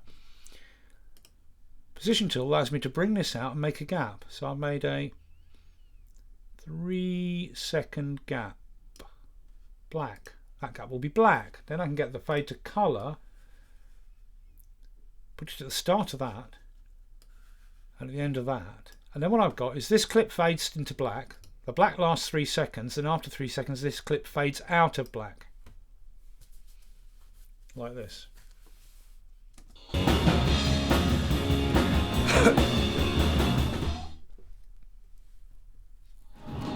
Sometimes you might want to do that. You know, you might want to fade a scene out, have a container, a block, a blanking plate where it's just black. You might even have a title over that gap. So maybe this gap lasts 4 seconds. And a little title appears which says something like 24 hours later, and then the next scene fades up, whatever you want. That's how you make a gap which drops out to black and fades up from black. Okay, get rid of the blanking plate, backspace, gone. Let's put that cross dissolve back there. It won't need to, oh, it is re-rendering. Yeah, all done. Right, so we put a transition now between all the clips. Okay, so that's transitions. Mouse over to see the effect that you're going to get. I think you can actually, I think that you can put your mouse over a transition, and then while your mouse is over it, hit play, spacebar. No. Oh, I thought you could. Oh yeah, there you go. It has to be circled in yellow, right? Then hit play, and it'll just keep doing it over and over, showing you the transition.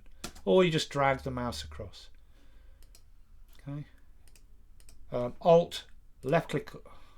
Come on, Alt left click to deselect. No. Select from the background. No. So I want to get back to this. There we go. Okay. So you can mouse across like that, or select and play. And come on, select and play, and it'll play the transition, right? Okay. All right. And you can buy third-party ones. Right. We're going to use the transitions again when I do the fade out and the fade in at the start, because there's something extra I want to show you there. But that's transitions.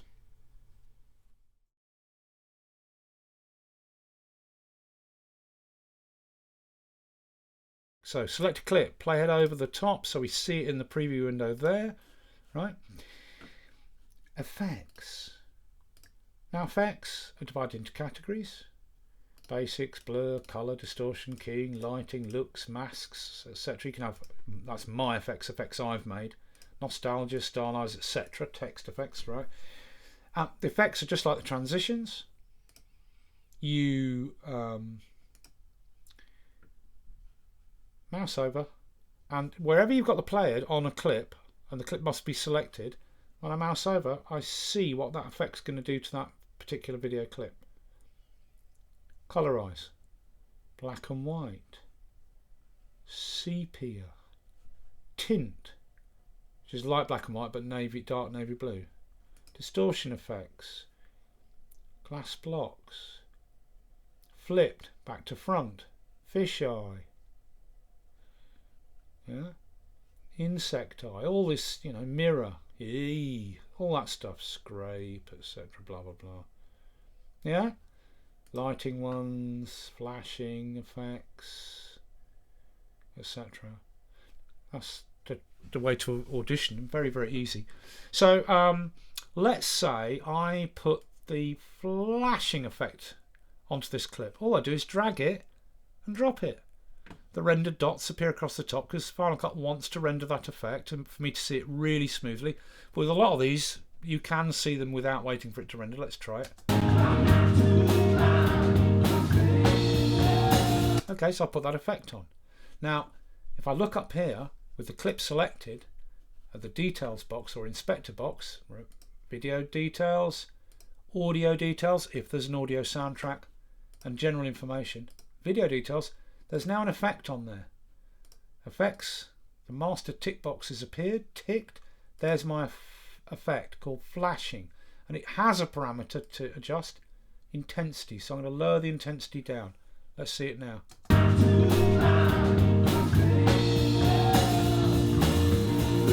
Yeah.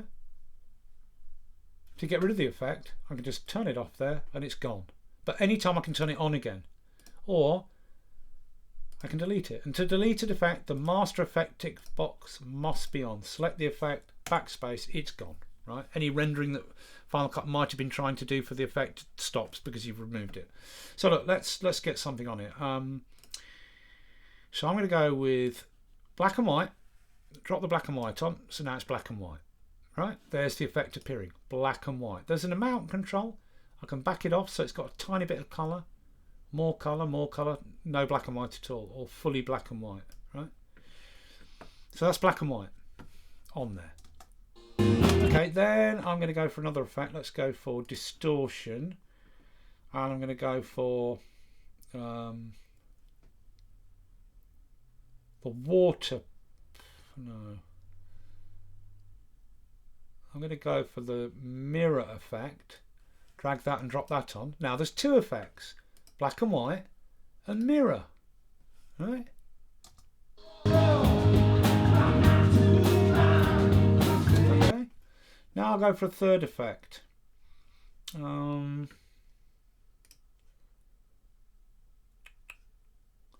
bokeh random, which is look, if I put the mouse over and move it, you can see it's these little orbs of light floating around.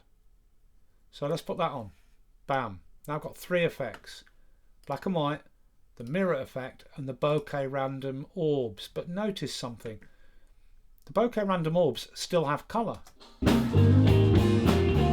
because of the order of the effects. I've got black and white first, then mirror. But the bokeh random is generating. It's not part of the original video that's being made black and white and colour. The bokeh random generates these light orbs on top of the video. So because that effect is coming after the black and white isn't affecting it. It's generating its orbs with colour. So if I want those bokeh random orbs to be black and white, I've got to move the black and white effect after the bokeh random orbs. Now they're black and white. And they've got parameters like the size of the orbs, the amount, the number, the pattern, the speed, the blur amount, the opacity, etc. Right? So now I've got three effects. Mirror, black and white, and those bokeh light orbs.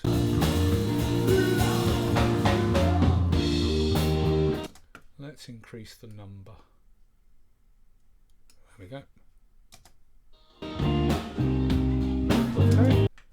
Three effects. Now I can turn them all off by just deticking the effect box, which turns all effects off for the selected clip. Nothing on. All on. I can turn them off individually. Any of them can be turned off individually. Right? and any can be selected, backspace and deleted, but you must have the effect box here ticked to be able to select an effect and delete, right? Okay, select, backspace to delete. Now I've got 3 effects. I've made an effect, a video effect made up of 3 different effects, which I can now save as an effect preset. I could save an effect preset if I wanted to, of just one effect that I tweaked, right? But I can save this, so I'm going to save it.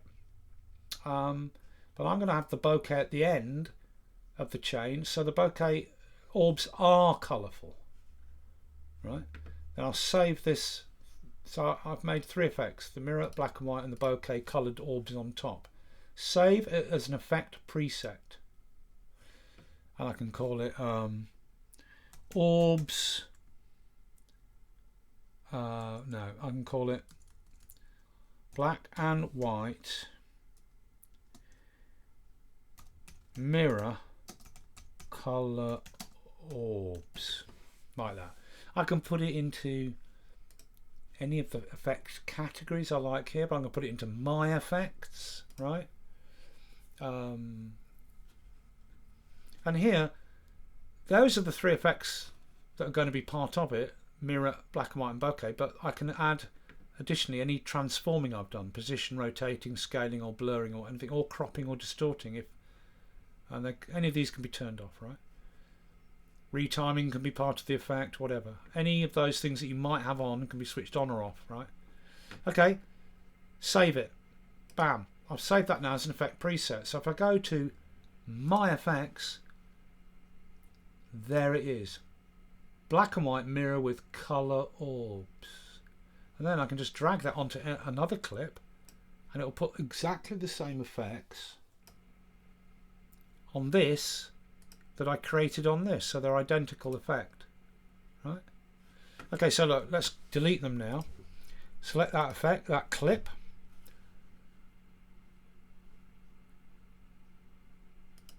select the first, well, it's not the first effect, but select the effect, which is part of this whole preset I loaded. It loaded up the 3 effects: the mirror, the black and white, and the bokeh. Select that one. I mean, I could just turn it off there, just turn off all effects, but I'm going to actually delete. So select that, backspace, select that, backspace, select that, backspace. All effects gone. This clip, same thing. I could just turn it off, but I'm going to actually delete. To delete, you must have that master effect ticked. Select backspace, select backspace, select backspace. All effects gone, right? Okay, that's effects. You got it? Easy peasy. If you wanted to put an effect on just a section of the video, you'd have to cut it with the blade. Cut it where you want the effect to come in, cut it where the effect comes out, select the piece that you've snipped and drag the effect on it, and it would only be on that section out of the whole bit, right? Okay.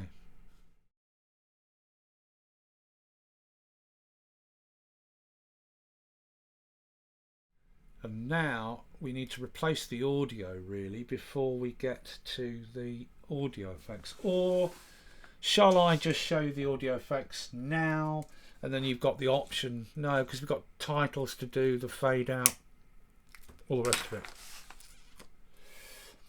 Okay, let's now go to the bit where I replace all this audio with high quality audio from this audio file here.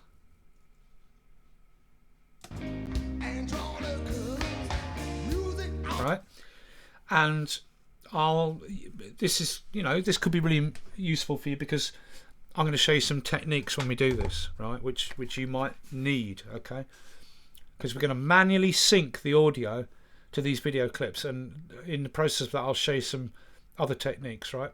You ready? All right, let's do that next. Okay, so we're now going to replace the audio, the camera audio for each of these clips, with the high quality audio taken from the mixing desk. Now look, let's zoom in on this clip. The audio is underneath. I can adjust its level with the level line there. The default should be at 0, which then puts the audio at the level it was recorded at, right? Okay. Or with the clip selected, go to the audio section here of the inspector and you can adjust the volume level there. It's just linked to that line. As I move this fader here, it adjusts the level on the clip, etc. Right? Okay. Now, let's replace this audio, and then I'll show you some techniques. Move this across, get that to fit, because I'm not that interested in the preview. I'm more interested in seeing a good amount of zoom here, right? So let's start with the first clip, which is Foxy Lady. Now the first thing is, where did this clip come from in all of my media? Right click on the clip, reveal in browser, and it reveals it in the browser here. That's the selection here from that overall camera clip. So I can look at it. I know the song starts here and ends there. So I know by looking at where this clip is that it's leading up to the first dropout where he goes, "Ooh, Foxy Lady." So we go to the audio and we first have to find Foxy Lady, right?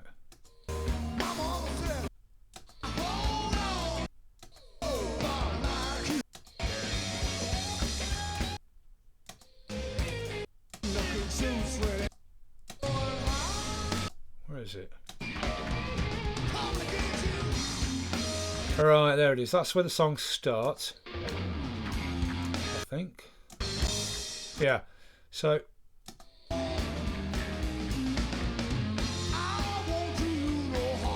remember, I don't have much zoom here, and this is an hour of audio, right? So I know that's roughly where the piece of audio is to match that video clip. So I just select it there. Then I switch to this view, film clip view, where my piece of audio is much more zoomed in. And now I can find, go back to the clip on the timeline here. Let's have a listen. He comes in singing, "I Want to Take You Home." So we want to find where he sings that. Right, somewhere there. So I just Command plus, zoom in a bit. Right, where is it? Somewhere there.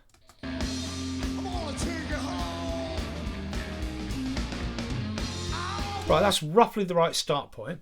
So now look at this clip, look at its inspector, 27 seconds. I grab the end of my selection and look, there's a number after it, 27 seconds, near as damn it. So I bring that clip down. Underneath, snapping is on. See the little line coming off the leading edge of the audio? If I let go there, this clip, audio clip, is now glued to the video clip above at exactly that position. So if I move this audio clip, this video clip around, the audio clip will move with it, maintaining its position. Right, Command Z to undo. Right, so we're going to move this forward. Whoop. I'm going to move that forward, and it'll snap because I've got snapping on right to the start of the video clip above. Then I bring the end in and snap it right in the middle of that transition, like that. It snaps right to the middle of that transition because that's the end of this clip and the start of that clip. So it's snapping to the end of the clip above, right? So we've got the length of the of this audio clip container, the right length. Okay. It starts exactly where the video clip above starts, and it ends exactly where the video clip above ends. So now we just get the T trim tool or slip tool, and we can slide the T, come on, there, that, and we can slide the audio around and sync it up. Right, so let's hear them both together. Okay, going to slide that way a bit. Right, that's near as damn it. So now what we do is we zoom in and we look for some distinguishing bumps, like there. Line those up like that. So that bump below lines up with the bump above. Yeah. You're looking for those key bits. Now let's find the bit where he drops out and goes, "Ooh, Foxy." Yeah, there. So we're looking for those peaks to line up, you see. Like there's a peak there. Zoom in there. Yeah, so we're just going to slide that around and listen. That's pretty good.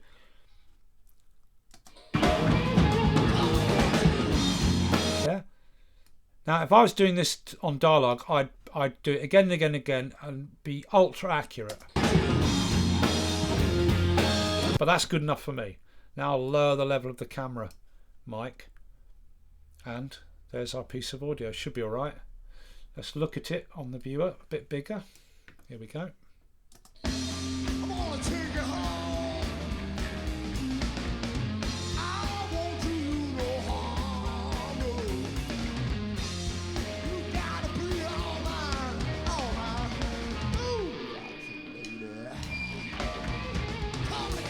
Right, that looks good, right? Okay, done.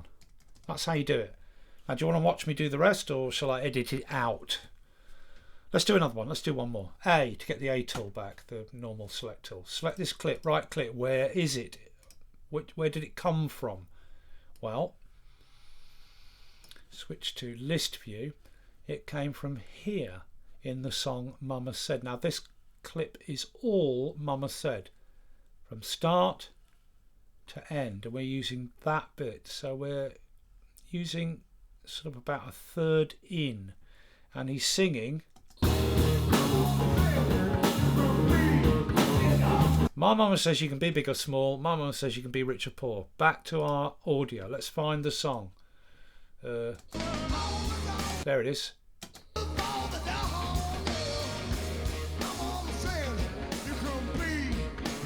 That's it. So I just drag over a tiny bit of that. That's identifying the general area where I need to get the audio from. Switch to this view, bigger zoom, adjust my start point. Now, where does he start? There's 2 beats before he sings, so that's near enough for the start. Look at the clip. How long is it? 29 seconds. Get the end. 20. Come on, a bit longer. 29 seconds. Bring it down.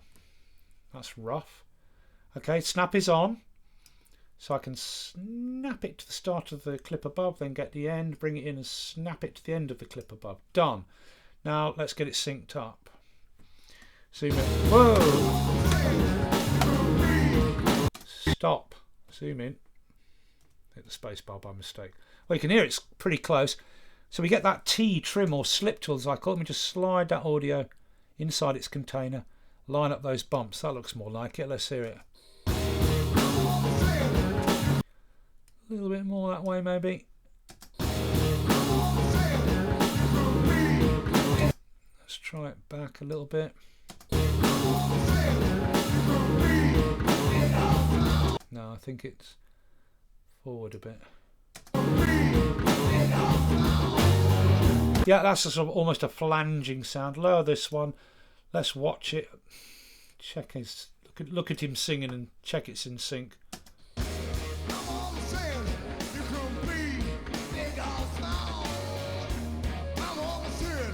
Also, I'm watching the drummer's sticks and things, you know.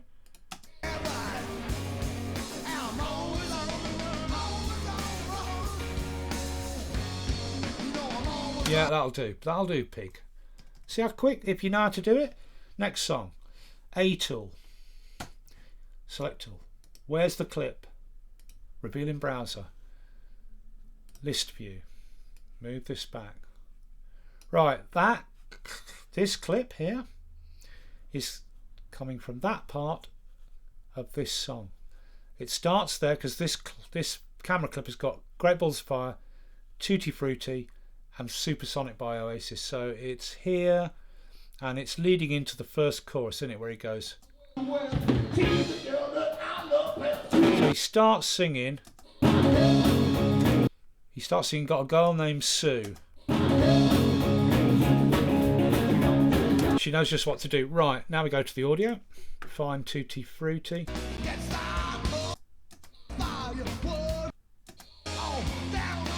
Where is it?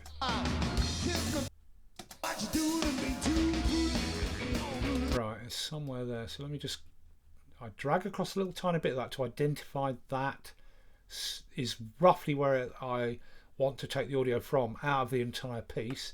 Switch to the bigger zoom view. There's camera, what I call film strip view, right? And we see that selection somewhere. There it is. Right, so we just got to get it starting where he says, got a girl named Sue. Right, let's see what we got. No. Or was it earlier? No.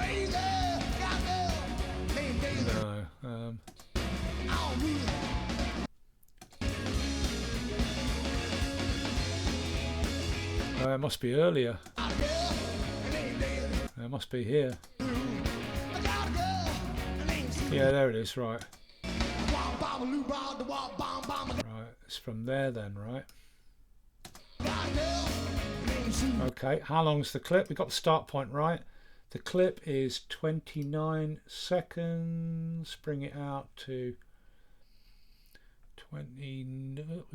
29 seconds roughly. That'll be pretty on the money. Bring it down, snap it to the start of the video clip above.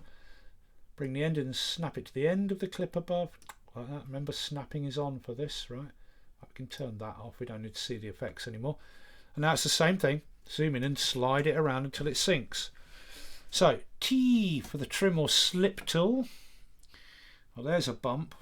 Let's try there. Just lower this one a smidge. Here we go.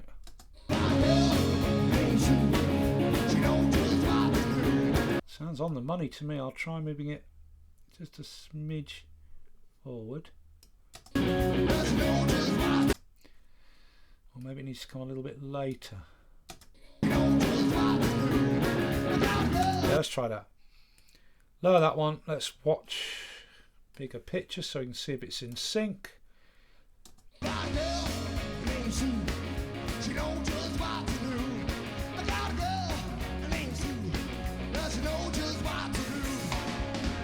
Yeah, you know, you watch it and you know if it's in sync or not. That's near enough. But again, if I was moving dialogue around to fit the mouth movements of actors, I'd really take time and watch it again and again and get it absolutely as accurate as possible. Okay, back to the A select tool. Next clip, right click, reveal in browser, move this back, bigger browser. Right, this clip is that section out of that long camera clip. It's Substitute. Now, what's he singing? Because luckily, the song Substitute has different lyrics for every chorus. So, substitute me for him. And there's the end of the song, so it's roughly in the middle. So, audio, where's Substitute?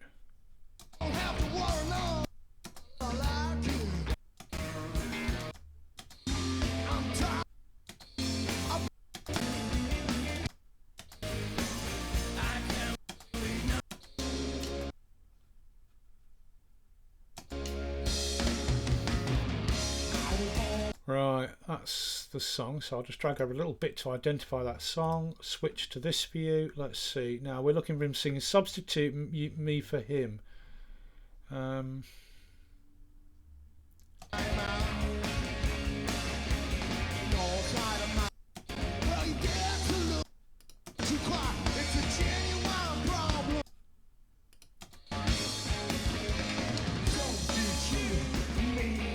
That's it. Right, where does he start? Right on the money. So substitute. Right there. There's my in point. Boom. My out point somewhere there. Length 29 seconds. Come on, move. Move, you bastard. Why won't it move that end? What's going on? Why it should move that? Why can't I grab the end? What's going on? Let me grab the start, but that's weird. That is well weird. Why is it doing that? Oh well, look, let's bring it down. We know the start's about right. Snap it to the start of the clip above. bring the end in, snap it to the end of the clip above, and let's zoom in and have a listen.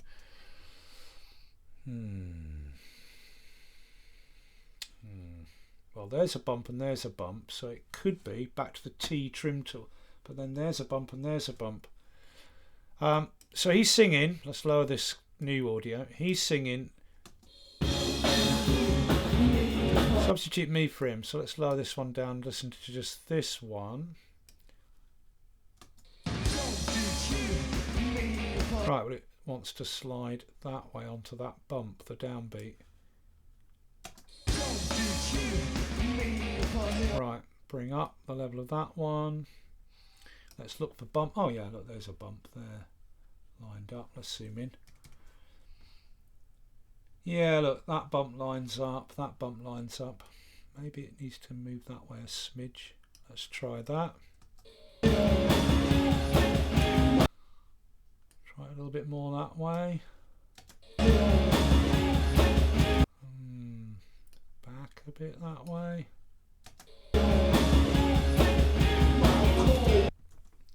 Zoom out.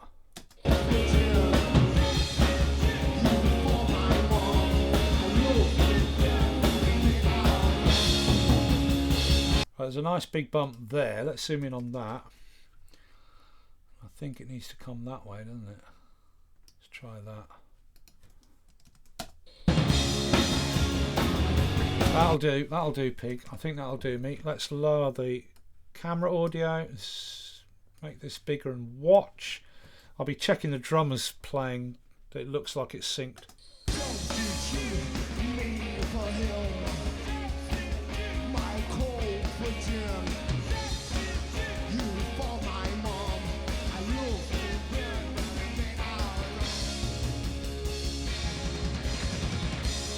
Yeah, that'll do, pig. Right, and finally this one, Beast of Burden. And he comes in on Am I Hard Enough before the chorus. So back to here. I know Beast of Burden is the first track. So we can see where it comes from if we want. A tool. Right click, reveal in browser. It's there. Look, it's the sort of half, just before halfway down the length of the song, which is from there to there. So this one, it's somewhere here.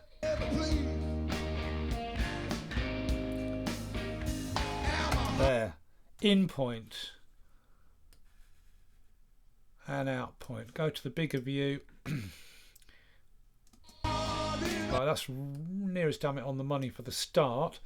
How long's the clip? 48 seconds. Get the end. 46, 48. That'll do. Bring it in. Snap it to the start of the clip above. Not there. There. Right in the middle of that transition. Because the middle of that transition there, that is the start of that clip and the exact end of that clip. Right, so snap there. Oh yeah, you can see the bumps there. Switch to the T tool. Just needs to come that way a bit, doesn't it?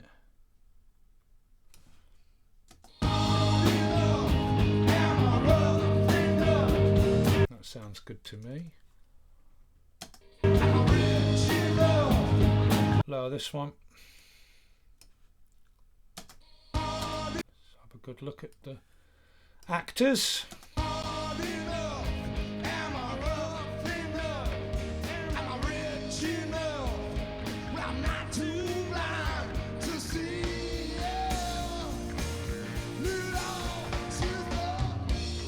Yeah, perfect. Zoom out.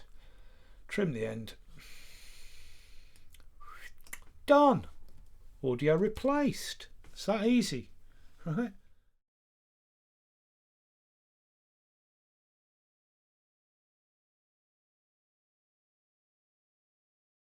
I'm going to show you something now. There is a bloke out there. I didn't know how to do this. I couldn't figure out how to do it. I mean, I knew how to do it manually. Because look, let's just look at what we've done here. We had the camera audio before, and when we put these, let's go back to the A tool. When we put these transitions in, it did the transition, a crossfade, cross dissolve between the two clips. It also did a crossfade on the audio really nicely. But now we've replaced all the audio, and all the new clips just butt onto each other without any crossfades between them. I wasn't sure how to do it automatically, so I looked on the internet and found this guy is very, very well known for teaching Final Cut, and he said you should do it manually, which I'd figured out already, but I was looking for an automatic way. But he said no, you do it like this. You bring one clip out a little bit so it overlaps the previous one, and that drops that one down. Or if you do it the other way out round, this one is above and that one's below. It doesn't matter.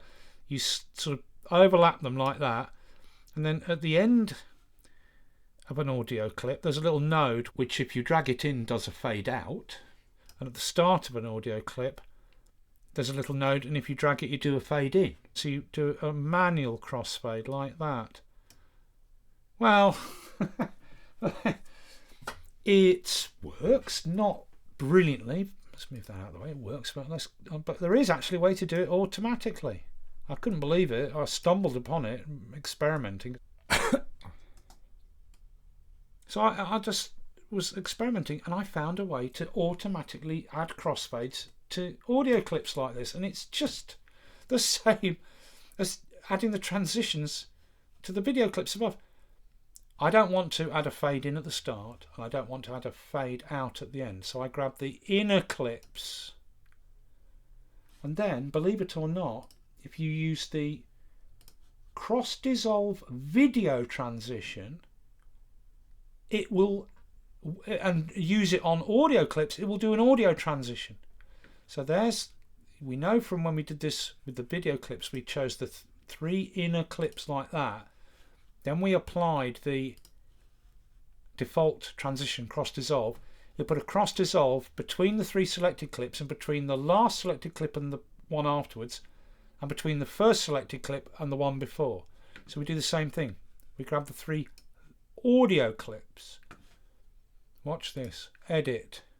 In fact, I'm going to just zoom in one zoom for this. Come on. Get that out of the way. Right. You ready for this? Here we go. Edit. Add cross dissolve. This should work. Bam.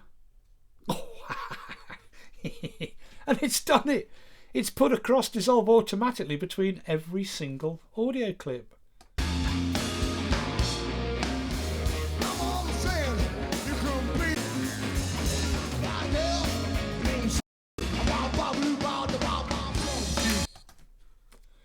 Really nice crossfades they are as well. Really nice. It's that easy. Okay, so now let's look at the actual audio effects.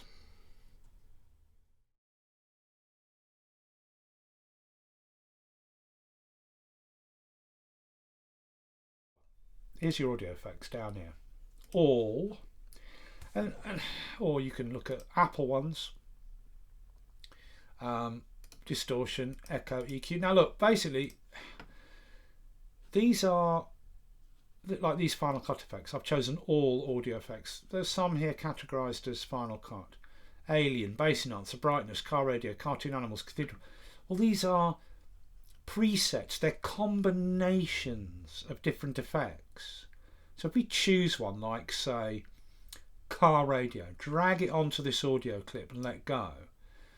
So you saw the waveform slightly change there, right? Select the clip, look up here in its details, and what does it put on? It's put on an effect called car radio, which consists of the fat EQ. They look like the old legacy Logic EQs, right? It's put the fat EQ with a low end and high end cut, and an overdrive, giving a bit of overdrive. That's those two effects together make the preset car radio, right? Just like with the video effects, you can turn all of them off if there's more than one, turn an individual effect off, or to delete, the effect tick box must be ticked, select the clip, the effect, backspace, it's gone. Right, that's how you put an effect on, and generally these effects are presets made up of one effect or more than one effect, right? Now, yeah. Oh, don't run out now. But when you select an audio clip or a camera clip that has audio, and you switch to the audio tab, not video, but audio tab, there's an equalizer, right? And the same for just audio clips. There's an equalizer, which has presets you can choose here. They're quite extreme, so I don't really recommend them. And you can open the EQ, and it's a graphic EQ. 10 bands, but it can be switched to a 31 band octave graphic, right? And the same presets are here. So you've always got the basic EQ that you can go to here any time, right? Okay. But these effects that you see here, you know, monster, mud removal, muffled, multitune, these will all be combinations of things, or in the case of less treble, let's put that on and see what it is. Less treble, and when we look, it's simply the fat EQ. This EQ with the top end rolled off. That's what it is, right? Let's Command Z to undo adding that, right? Okay. But you can look at distortion presets. But again, now that I've switched to distortion, I'm looking at actual plugins. The clip distortion plugin, like the Bit Crusher. Now, some of these might be coming from my copy of Logic on the system, or some of them might be coming from GarageBand. I don't know. You might not see these same effects because I do have Logic installed. Echo effects. So it's easy. You just get the tape delay, drop it on. Right, there's the effect there. Open its panel and you can adjust the delay, etc. Right, Command Z to undo. Okay, now third-party effects appear here. There's IK Multimedia plugins, right? Focusrite plugins. So if I put the compressor on, Scarlett compressor, open it up, there's the Scarlett compressor. I can compress it. But I will say, let's Command Z to undo adding that. I will say that in my experiments, I found that when I use third-party plugins, it can sometimes cause Final Cut to crash. If not when you're actually doing the work, when you come to render with the effect on, it just crashes every time. Now I can't say which third-party plugins cause that effect, but well, you know, I'm just saying that, and it might be the version of Final Cut that I've got, which is actually, what version is it? It's not the very latest one. It's Final Cut 10.3.4. So, you know, you can use third-party effects, but it could cause your system to crash. If not while you're working, then when you come to render. Okay. But one thing you can do, if you really know about this stuff, is you can export just the audio track, export it as an audio file, bring it into Logic, do all your processing, render it out of Logic, re-import the new Logic processed soundtrack back into Final Cut, stick it at the start, and it will be in sync. But with whatever you've done in Logic, you know, compression, EQ, or whatever, right? So yeah, you got all these effects, and you just drag and drop them. So I could build a chain of effects, for example.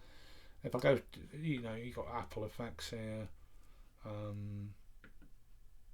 EQ. So there's a basic. When you choose EQ, there's a basic channel EQ. So if I drop that on, open it, channel EQ, and it's this old. I don't know where this is from. Logic. You might not have this. So I'll bring down the high shelf. Very drastic. So I'm cutting off all the treble, right? Or no, actually, let's do it the other way around. Let's bring down the bass end. Right. So I've lowered the bass with the EQ. Then I'm going to go to levels, which will be compression. There's a Final Cut limiter, and then there's a Logic compressor and what have you, but you might not have those. Then there's the OSX audio unit ones, and then any third party, like Focusrite compressor and gate, IK Multimedia, all their different compressors, right? So let me go with the Final Cut limiter. Bring that and drop that on as well. Open it. There it is. Open it. There's the Final Cut. Oh, but it looks like the Logic one, doesn't it? So brick wall limiting, right?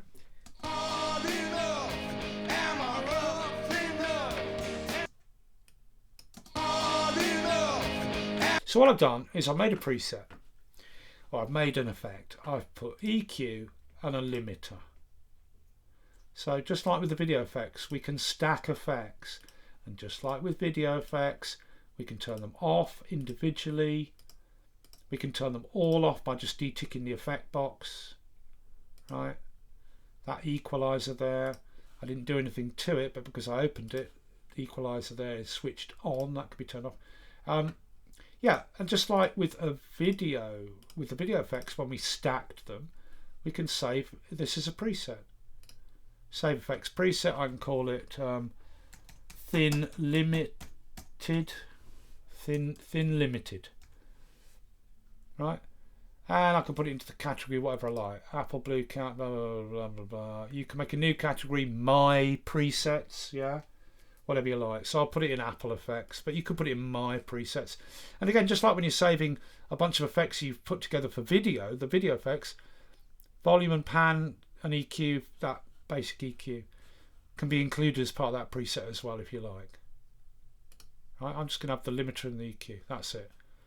Save it as thin limited. Bam, done. And now, if I'd set that up for this clip, if I go to Apple where I saved it, it's now there, and I can drag it onto every clip, and they'll all have the exact same EQ and limiting. Right, that's Command Z to undo that. Then with this clip here, I can turn it all off. Turn either of the individual effects making up my effect overall off, or with the effect master tick box ticked, select, backspace, it's deleted, select, backspace, deleted, no more effects. And that's it. That's audio effects, man. That's really all you need to know about it, right? You should be able to work things out. But just bear in mind, as I said, third party, I've seen them crash my version of Final Cut. And I've shown you how to do the transition, crossfades, right? Okay, now let's finish this video off.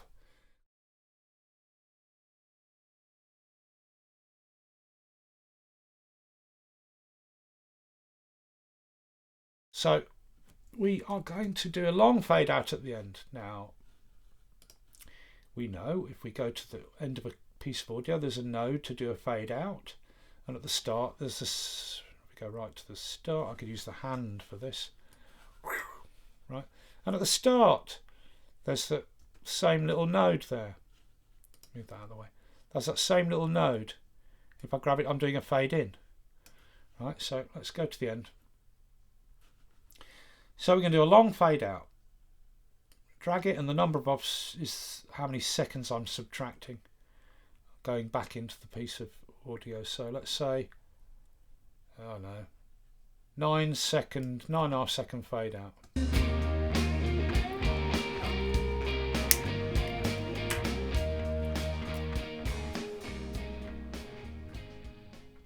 Okay.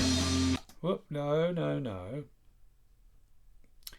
But here's the thing. It's done a convexed fade out.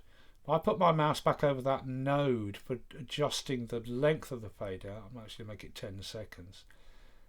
Put the mouse over, and when those two arrows appear, meaning I can grab the node now, if I click and hold, I right click and I can choose different curves. Linear, straight line, S-curve, convex, the current one, or concave. I go for the S-curve. What it does is it fades out just very subtly, then in the middle it fades a lot, and then slides out at the end, like that.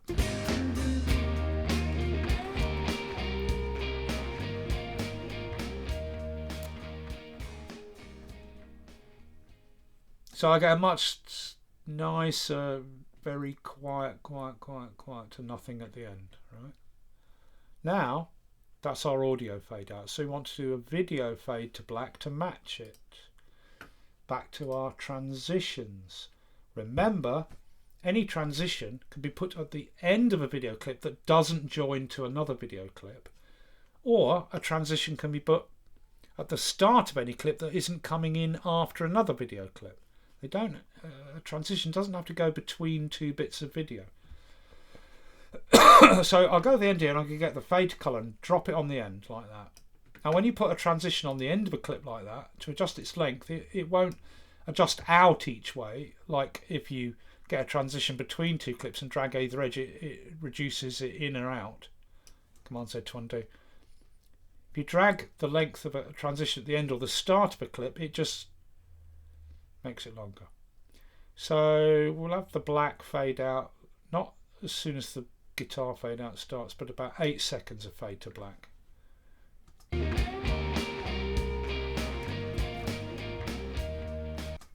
But there's a problem.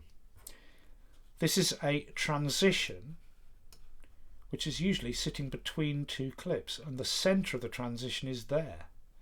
That's where it has faded fully to black. Look, move the player back. We see it fade to black just before it reaches the centre. We don't want it to begin to fade out to black till about there. So select the transition, look at its details here, and move the midpoint right down the other end. Right now it's starting to fade to black later, and then move the hold up a bit.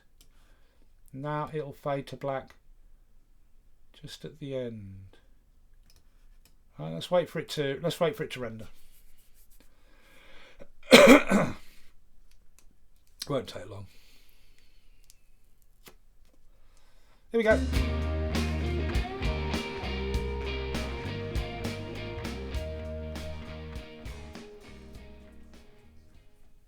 Lovely, that'll do. Right, I could be more fussy, that'll do. Right. Now we're going to do... That's it, right? To do a fade in, it's exactly the same as at the other end. Grab the node thing, do your fade in. With the 2 arrows showing over the node, right click, choose your curve, right? I don't want that yet. Right. So that's audio and audio effects. Replacing the audio, doing the audio transitions, audio effects, how to do a fade out, blah, blah, blah.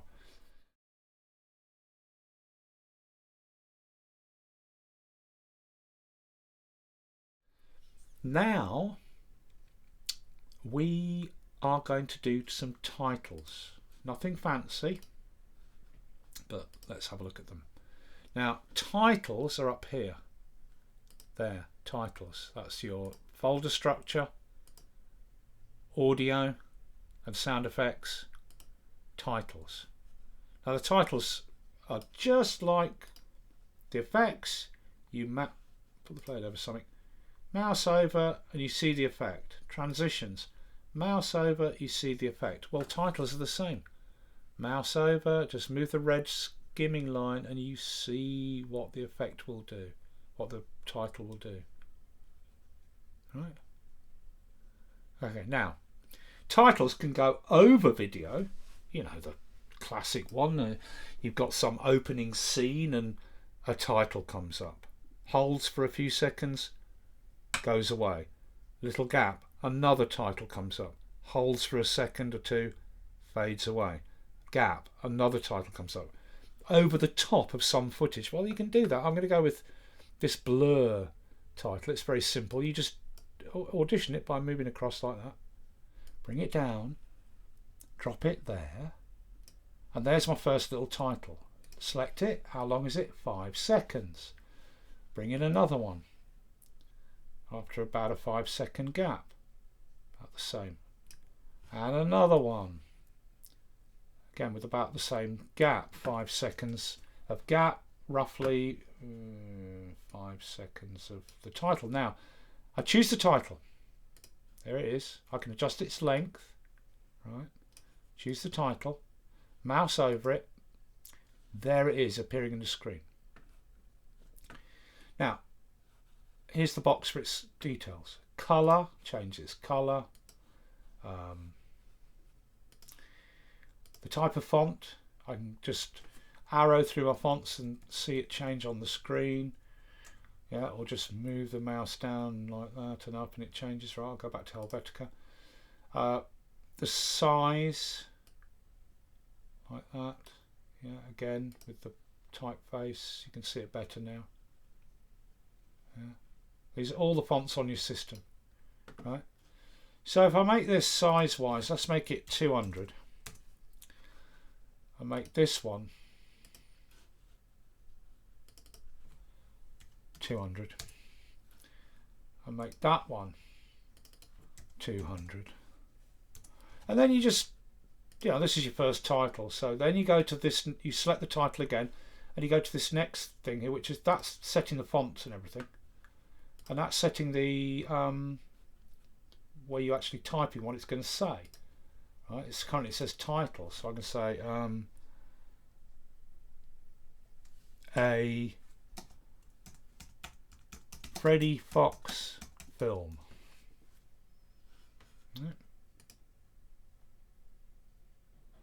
Yeah. Next clip. Select it. Starring Pedro Pony. If you know, I'm using characters from Peppa Pig here. And then here, not Emily Elephant, Susie Sheep. Right, there's my titles. Now, for titles to smoothly play, you really want to let them render, so just stop doing anything after 0.2 of a second of you not doing any mouse activity. Final Cut starts rendering, so it's going to be fairly quick. Here we go. Boom, boom, boom. And the last one.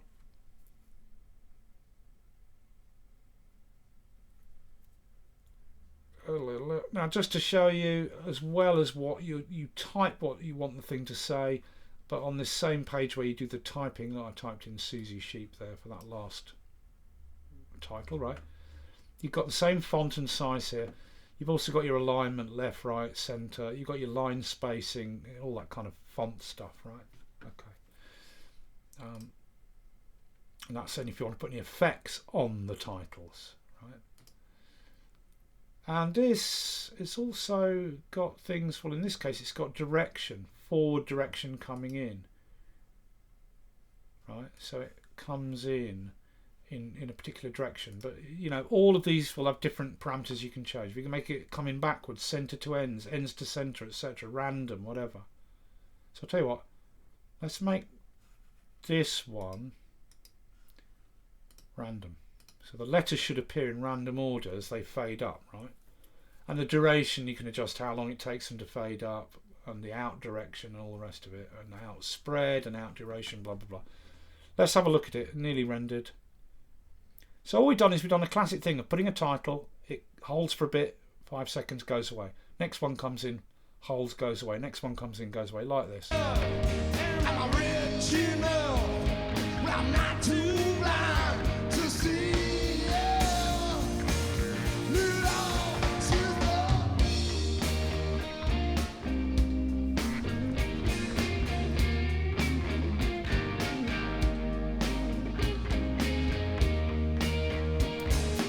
Obviously they're too far apart, I would need to bring them closer together, but then it will want to render all over again, blah blah blah, but you know. And this one, starring Pedro Pony, select it, go here, it really should be starring, and a gap, Pedro Pony, but not 2 lines, like that. And then if I wanted starring to be smaller, I select starring, and make starring smaller. If I want to push Pedro Pony down with that line selected, I then do my line spacing which pushes Pedro Pony down. Then click to deselect, select again, and whoop, come on, and grab the whole thing and reposition it, recenter it. Right? So now I've got something slightly different.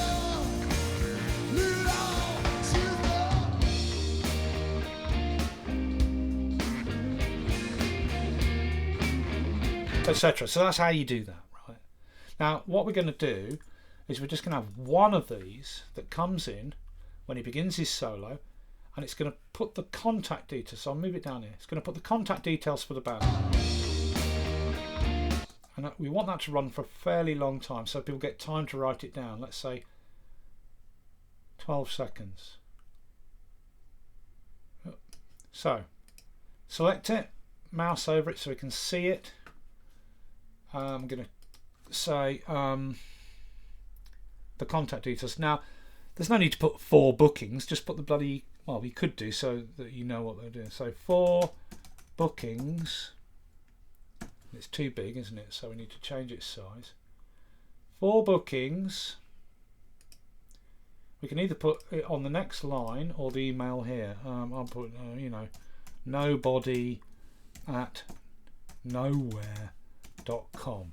Now I can make that smaller and position it somewhere up here, somewhere down here, or I could change it so it's on 2 lines like that, and then align it left, and then it would fit down here or up there, whatever. I think I like it better like that, right? But maybe down there like that. Thing is, it's a bit bright, so I'll go to the font details here, get the colour and just tone it down a bit so it's not quite so bleeding white. Just make it more light grey, right? It could be any colour, red, whatever I like, right? There it is.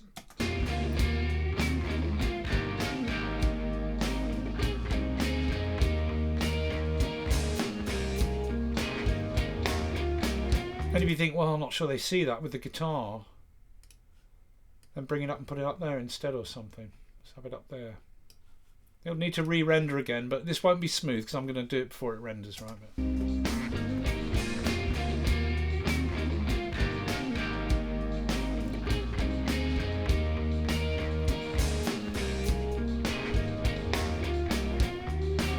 Oh, actually, I'll just move it down a little bit so he gets further into his solo, and then it appears and it fades out.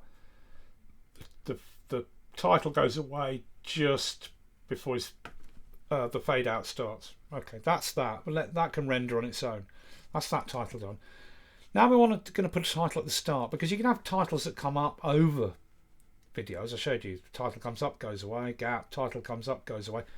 But the other way is you have a title all on its own without any video going on, not laid over the top of video. The titles come and then you go into the actual video. So we do that at this end. And for this I'm going to use, can I zoom in on these, by the way? This is the active window, Command plus. No, it's zooming down there on the timeline. The title I want to use at the start is this one, Dramatic, this is different, this title. It has 3 layers. Now, you know, because all of these titles use different ways to build the effect. So you're going to have to learn how to edit different types of title. But if I just show you this one, it's called Dramatic. It's 3 layers. The title is the first layer that comes in. Then the subtitle is the second layer. And then the date is the third layer. So we bring it down, drag it right to the start, everything else moves up, bam, drop it in, and there's our title leading into the first clip. All right? Play it over it, we see it. Now, back the play it up till we see just the first layer there, title. All right? Select it. If you don't see this appear, double click it. Right. That's where I'm changing, again, that's the font detail stuff, but not with it selected like that. Hang on. So there you go. Select. That's the font detail stuff, but you can't, you know, it's fixed, right? That's the what you're typing. So select the text. Sometimes you have to double click to get that to work. Don't know why those two are yellow, but I'm going to change this to say the covers band. Come on, it should have done it. Yeah, there we go. The covers band, right? Oh no, I did it on the second layer. My mistake. Back the play it up a bit further. I was too far in. Title. There it is, title, right. The covers band, I don't know what the name is. Move the playhead forward to the next layer, there it is. Select it. Live at walls. Move the playhead forward to the third layer. Come on. Select it. Date. Change it, and the date, I don't know, I'm going to put I'll just put 2019, right? Now that's all that. Go to here, gonna no here. Change the size of the font. It's too big. Let's set it to 200. 200. Has it done it for all of them? Nope. 200. Live at Dingwalls. Don't know why it's always in yellow, this one. Why it's highlighting the font and the size in yellow. Oh, it's gone now. Okay, so 200, 200, and this one 200. Right, there we are, all done. So now we've got to wait for it to render, because you really need it to render for this to be smooth. Right. Okay, here we go.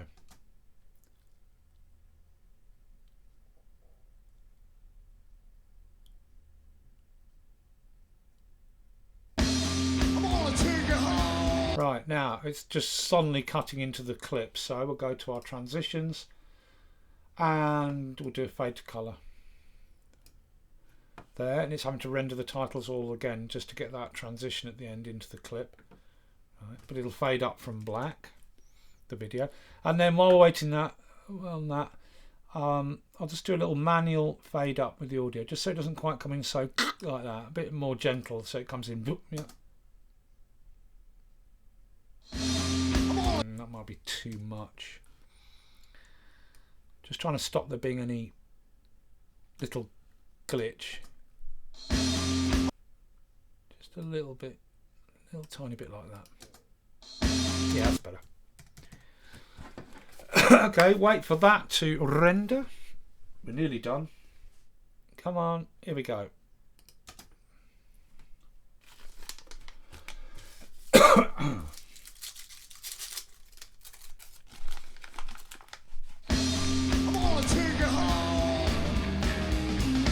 That's it. Lovely, done and dusted. That's it. We made our video. Now all we have to do is render it.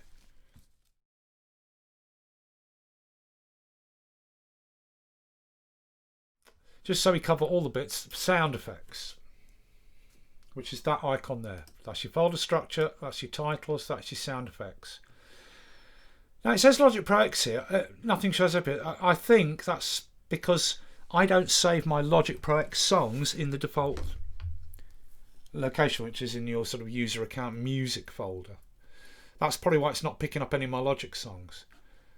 Picks up a few GarageBand songs sometimes. No. iTunes, some stuff in iTunes, the latest stuff you've played will appear, but then you've got sound effects. Now there are absolutely loads of them, absolutely loads and loads and loads and loads and loads and loads and loads, right? And every time I get one of those Apple update alerts, it tells me there's a further 1,500 sound effects or something that I can still download. I just haven't downloaded all the content. But your effects, you can search here like gun effects, da da da da da. Yeah. And it just goes round and round, playing it again and again. Yeah. Okay. You can search, and you've got categories: ambience, animals, booms. Now, just to show you this stacking thing, let's go back. I'm going to slightly change the zoom, the vertical zoom, like that. Make it a bit narrower, a bit less tall. We've got a camera track here, and let's say this had the dialogue as well, and then underneath is our music track. Well, we can layer. You've got crowds, so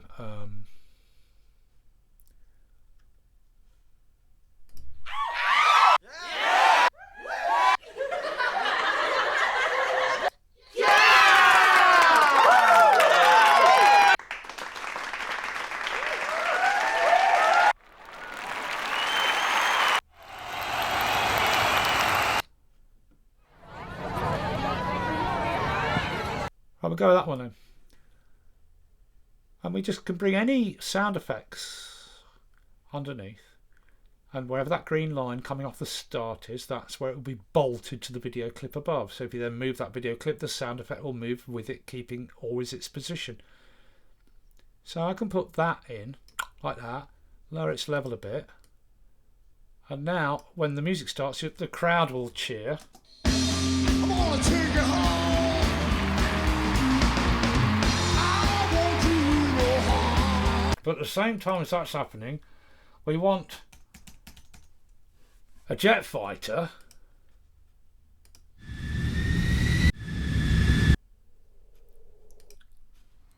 or at the same time we want a battle going on. Right, so bring that underneath as well. And then we want some machine guns, not Michonne guns. Machine guns. I'm just showing you. Gun. I'm just showing you can layer endless.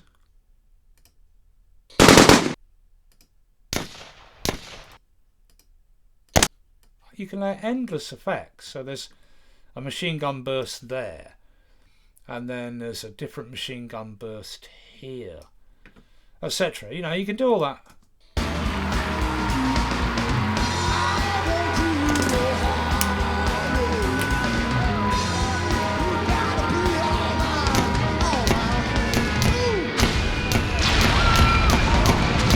To do you got your sound effects of your Vietnam battle. This is your classic bit of 60s Vietnam music going on, and the dialogues. You know, you can stack endless sound effects, music, sound effects. You know, because you can have one layer that's all your gunshots, one layer that's all your ricochets, etc. You can just stack like that. Easy peasy, right? Get rid of. So I just want to.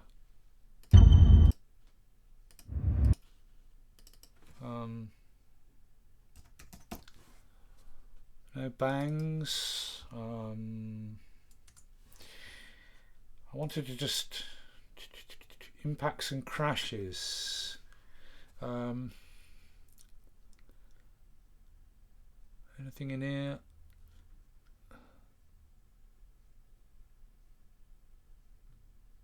There's so many of them.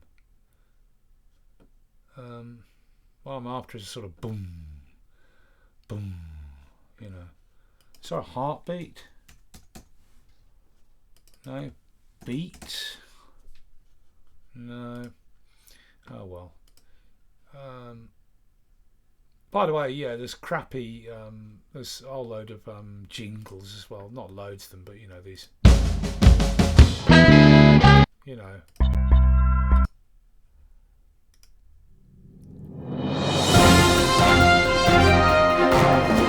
Kind of thing. Well, I'm looking for. Come on, let's get this done quick. I'm looking for impacts and crashes. I'm sure it should be under explosions.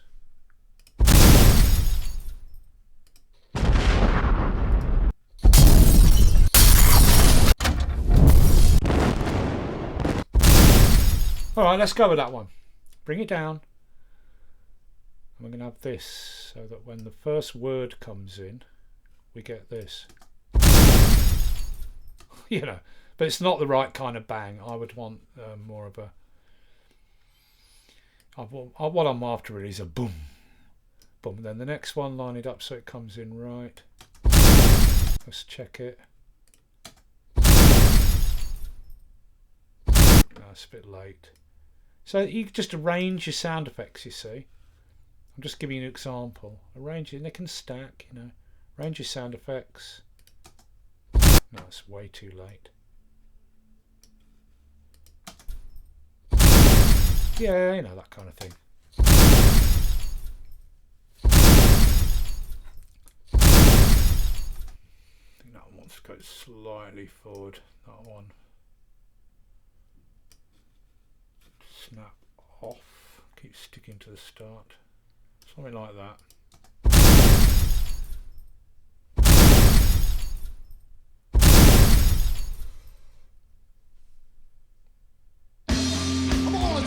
And then they're a bit loud, so you'd lower them down a little bit, you know. Whoops.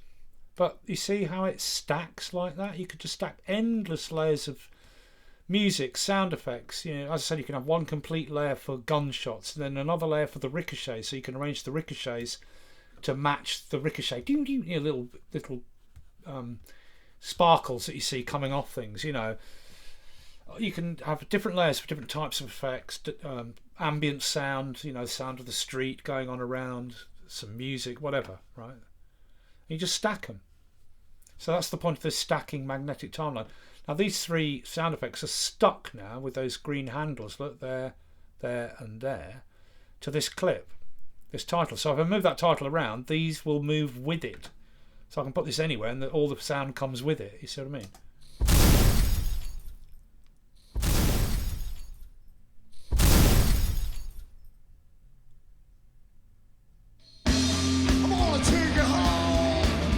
There you are.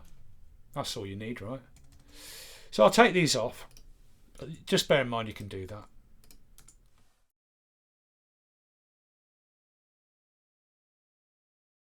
So, file. It's share. It's not render. Most of these video editors will be render or export or something like that. But with this software, it's share, right? Now, you can share to DVD, which means you're creating a file for burning to DVD. But who uses DVDs anymore? Who has a burner even anymore? Your master file is the default, but there are these three Apple presets, very simple, a 720, a 1080 and a 4K. Then you've got these social media ones.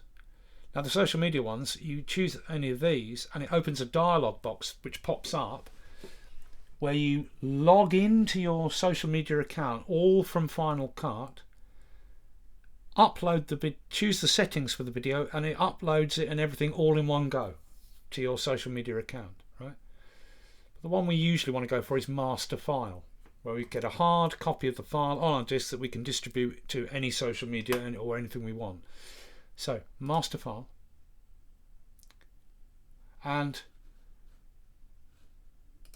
settings. Now just to show you,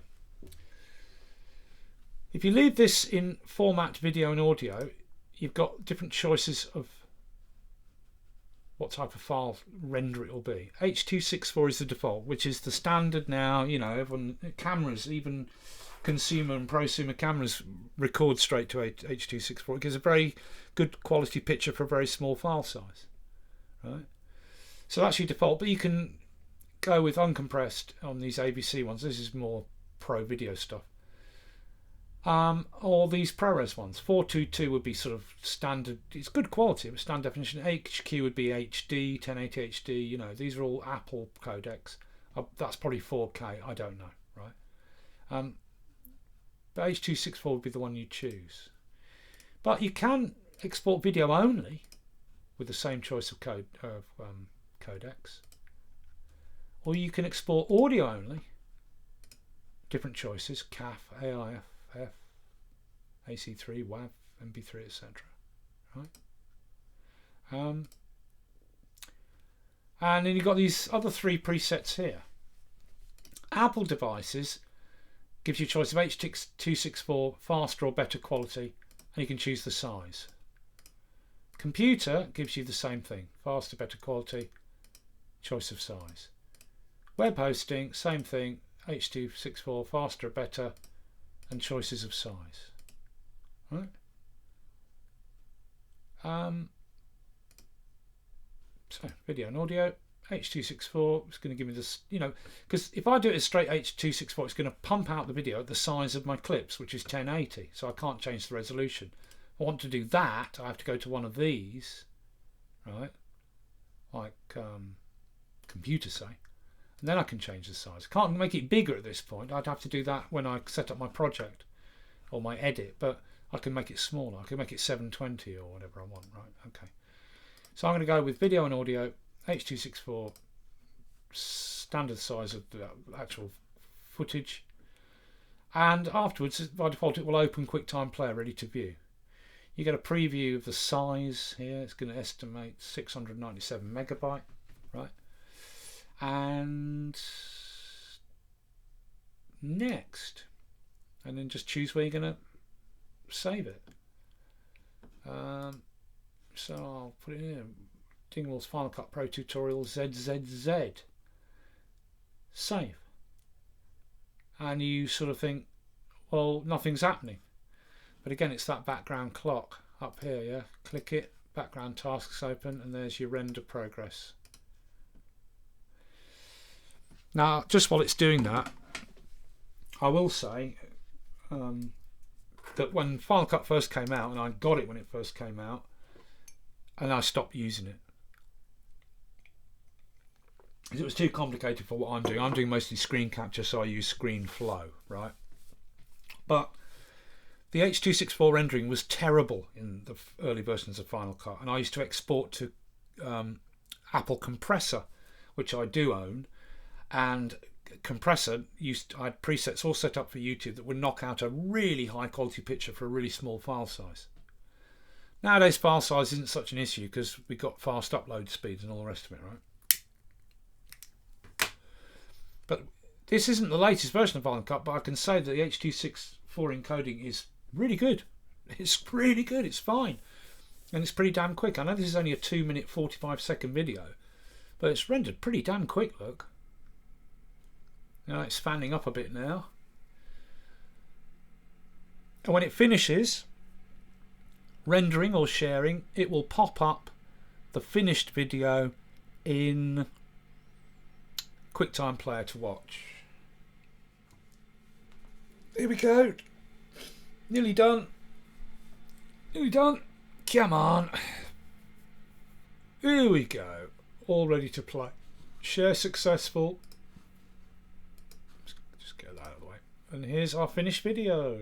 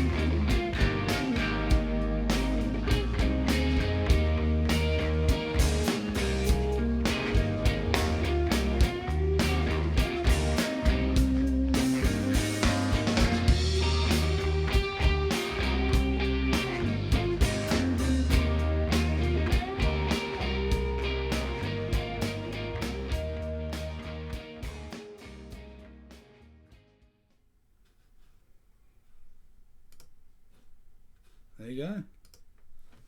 So, Final Cut Pro X. Are you not entertained? Are you not entertained?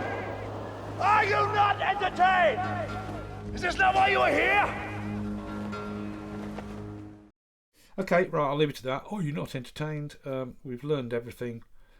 I know this is a long one, but there should be an index when I get it together in the description under the video on YouTube. I hope this has been useful to you. And any questions, ask away. I'm not an expert particularly, but if you want to talk about film or anything, and I'll see you for the next one.